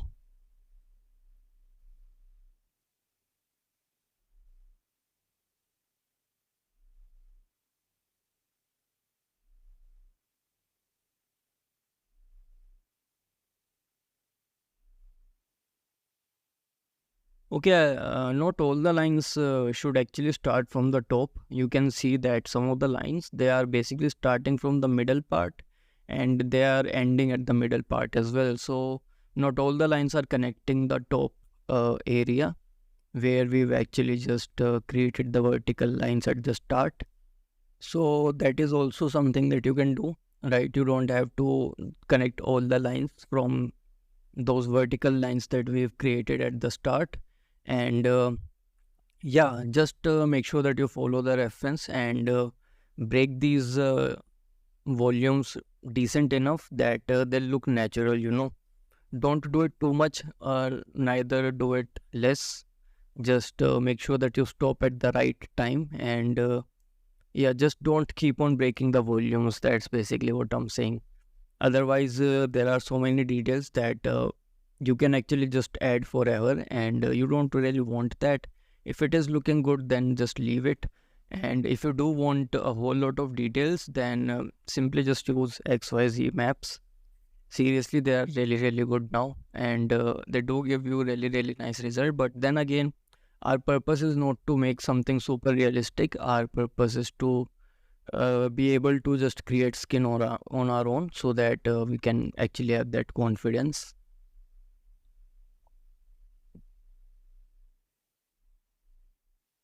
But yeah, you can see in this particular reference that I have opened, there are so many lines, and you won't be able to add them in like an hour kind of time period. So an hour would actually be pretty less for something like this. So yeah, it's not practical actually. As I've said before, it's not practical, but it is kind of artistic. So we went for it, and yeah, it does actually look pretty good. But yeah, if you actually want faster results and more physically accurate results, then you're gonna have to opt for the scans that you can actually get from wherever you want.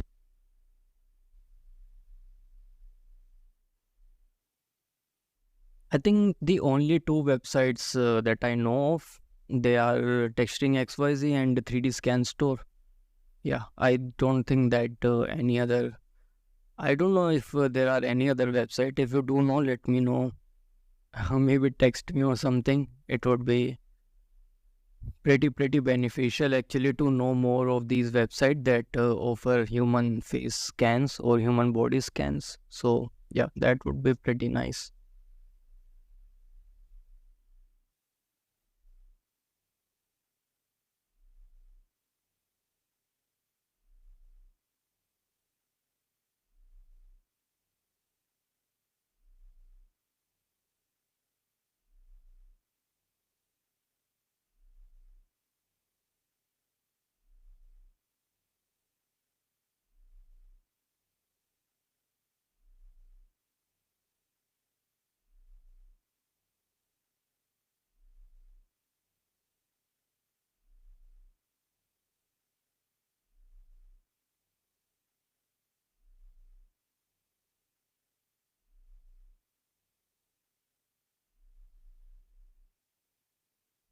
All right, so that was again a minute time lapse kind of a thing.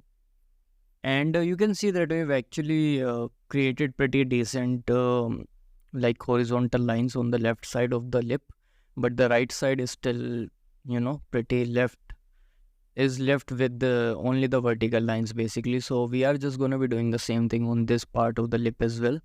And yeah, you can see that the previous line that I've drawn, it was pretty straight to the previous, like the first one. So I've undid that and basically offsetted the line a little bit so that it does not look like a continuous line. And again, the idea is to just make it look more random.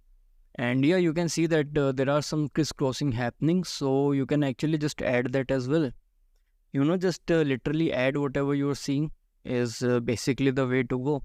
And you can see that I'm actually just gonna be using the direction brush and gonna create this crisscross thing. And now we are gonna be picking up those lines and gonna make sure that we can actually add these crisscross thingy in the lips. So that's basically what the idea is. So yeah, still I'll just say that it was the reference that provided us this information, and we basically are just following whatever we are seeing in the reference. We've seen that this crisscross is happening, so I've actually just opted to, you know, add that. Again, you can see at the border area of the lips, I am adding more of these horizontal lines, and these lines are also going to connect the pores, as you can see. So yeah, just to do that, and it is going to make your lips super super nice.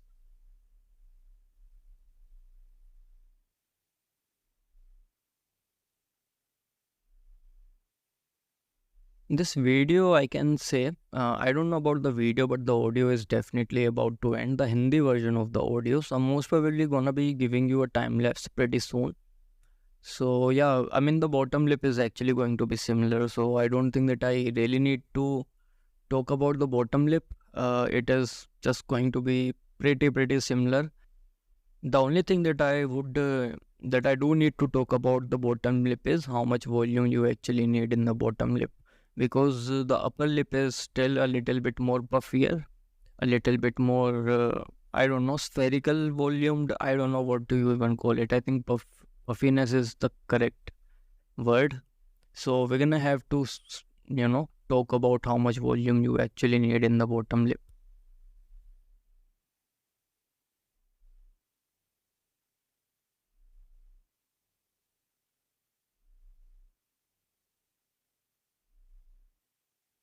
All right, so it was again a mini time lapse kind of a thing, and now we're gonna try to add some of these lines like manually with the uh, anchored stroke method, and you can see this is something that you can get, but yeah, it doesn't really look that good, so I'm just gonna undo it, and yeah, we're gonna have to actually stick to the manual process. I thought that maybe we can speed up the process like this, but actually we cannot. We're gonna have to use our own hand manually just to draw every single line, and that's just how it is.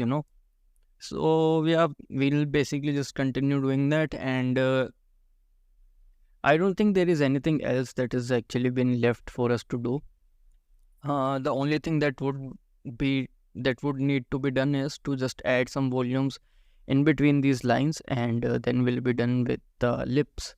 So yeah, again, I'm not telling you to just skip the video. I'm just telling you the process.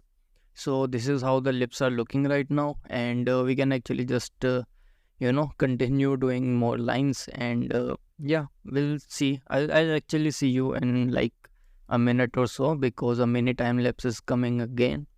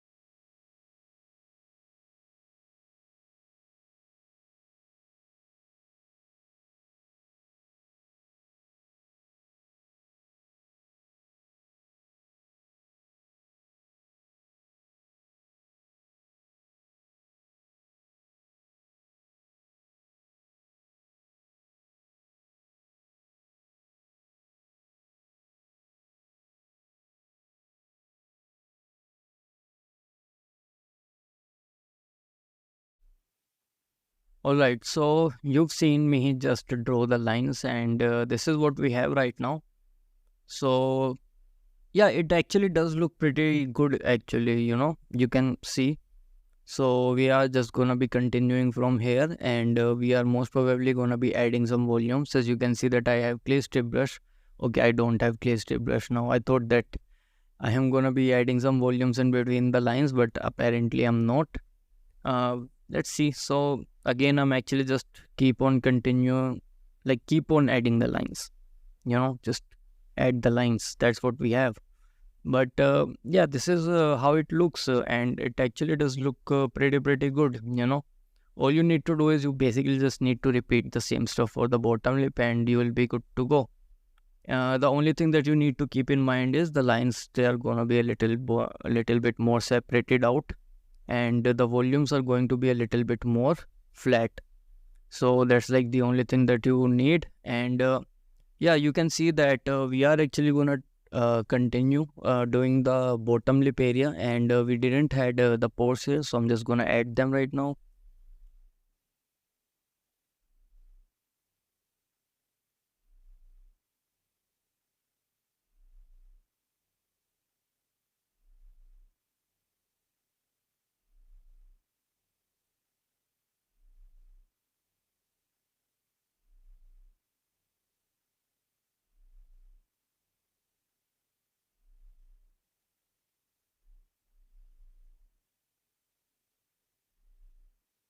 At this point, Blender does hang quite a lot, so if you really want to, you don't even have to, you know, subdivide it till 44 million. You can actually get away with one subdivision less, and you'll be good to go. So yeah, let's actually just do these vertical lines first. You know the process, right? I mean, I'm not really going to explain you everything. I just want to show you the amount of volumes and stuff that you need to add in order to get the bottom lip. So that's what we are going to do. So let's actually just add these vertical lines first, and then we'll actually just continue the lip.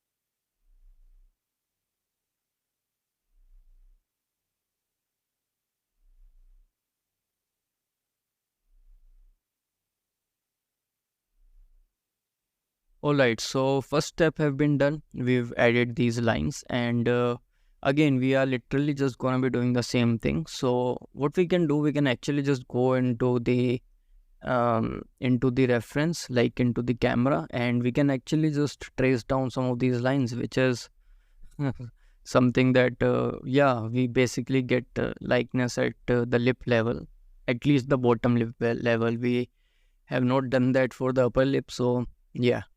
And this is just gonna look super nice, I guess. We are literally matching the lip and stuff, but still the process is again just the same. We've done this on the upper lip. So if you actually want to, again, I just want to say this, if you want to, you can actually just speed up the video. So yeah.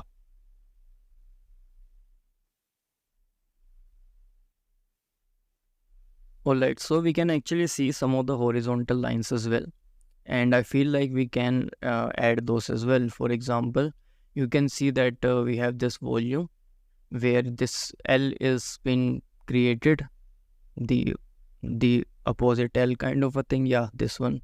So we can actually just add that as well, and yeah, it does. It is not like super clear on what's going on, but we can actually get a little bit of idea. So I'm just gonna try to add that, and at this point, I feel like I should just do this on my own without really looking at the Johnny Depp's reference, because everything is not really that clear. I mean, you can see some of the stuff in the reference, but not everything. So I've decided that I'm gonna take over from here and basically not follow the reference as I'm going towards the corner of the lip, because I cannot really see what's going on.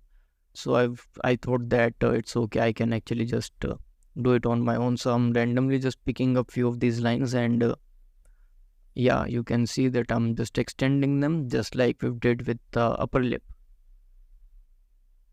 So now as okay, so with the bottom lip, you can see the more you go into the corner, the puffiness actually increases. So it is going to be flatter in the middle, and as soon as you start going towards the corner of the lip, the puffiness is going to be increasing, which means we're gonna have to do the same thing.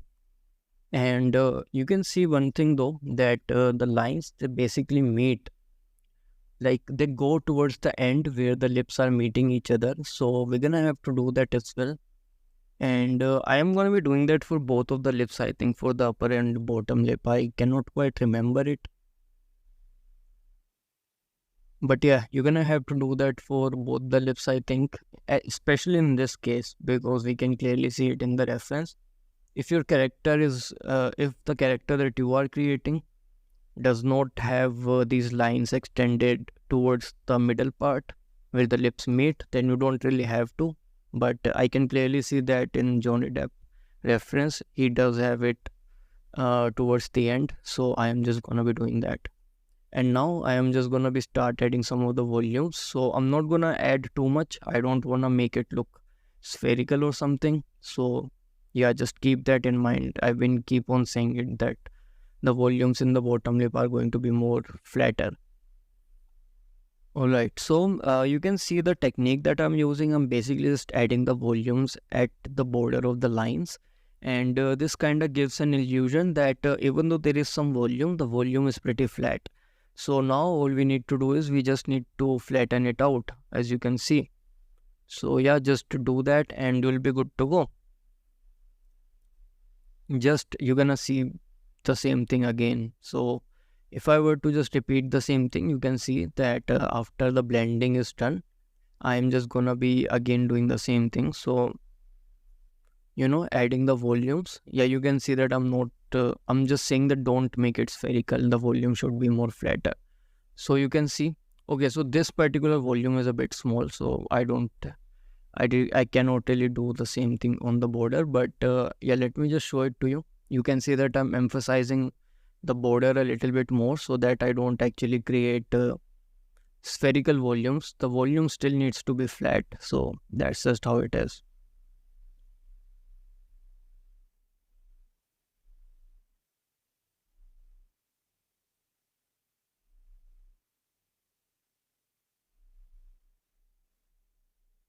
All right, yeah, you can see same thing happening. So I'm just adding the volume on the border, and you can clearly see just removing whatever volumes I had in the middle so that I still basically maintain that flatness that I've talked about, right? And as soon as we'll go towards the corner, I've said it before already, but as soon as we'll go towards the border, we are actually just gonna be making the volumes a little bit more puffier. So yeah, just keep that in mind. Also at this point, I want to say that the process is pretty much going to be the same. I mean, it is going to be similar with the upper lip, so I don't really have to do the commentary. Yeah, the commentary is gonna be gone pretty soon, so I just wanted to let you know that. And yeah, just do the same thing. The steps are different, everything's different basically, so I don't really need to stick. Yeah, I just wanted to show you some of the things that I do to maintain that flatty kind of a look, and basically just sculpt on the border and then just flatten it out. That's what I actually wanted to show you. And now that I've shown you, I think I can actually just go. So you can see even in these areas, I am actually just sculpting at the border and just adding just a little bit of volume and smoothing it out from the middle so that I can actually maintain that flat look.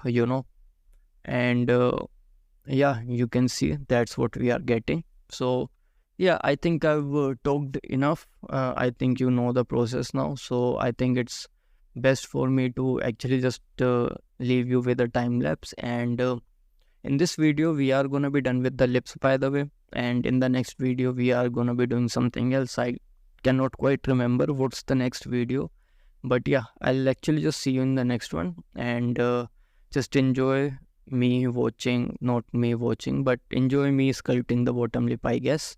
Yeah, I'll just see you in the next one.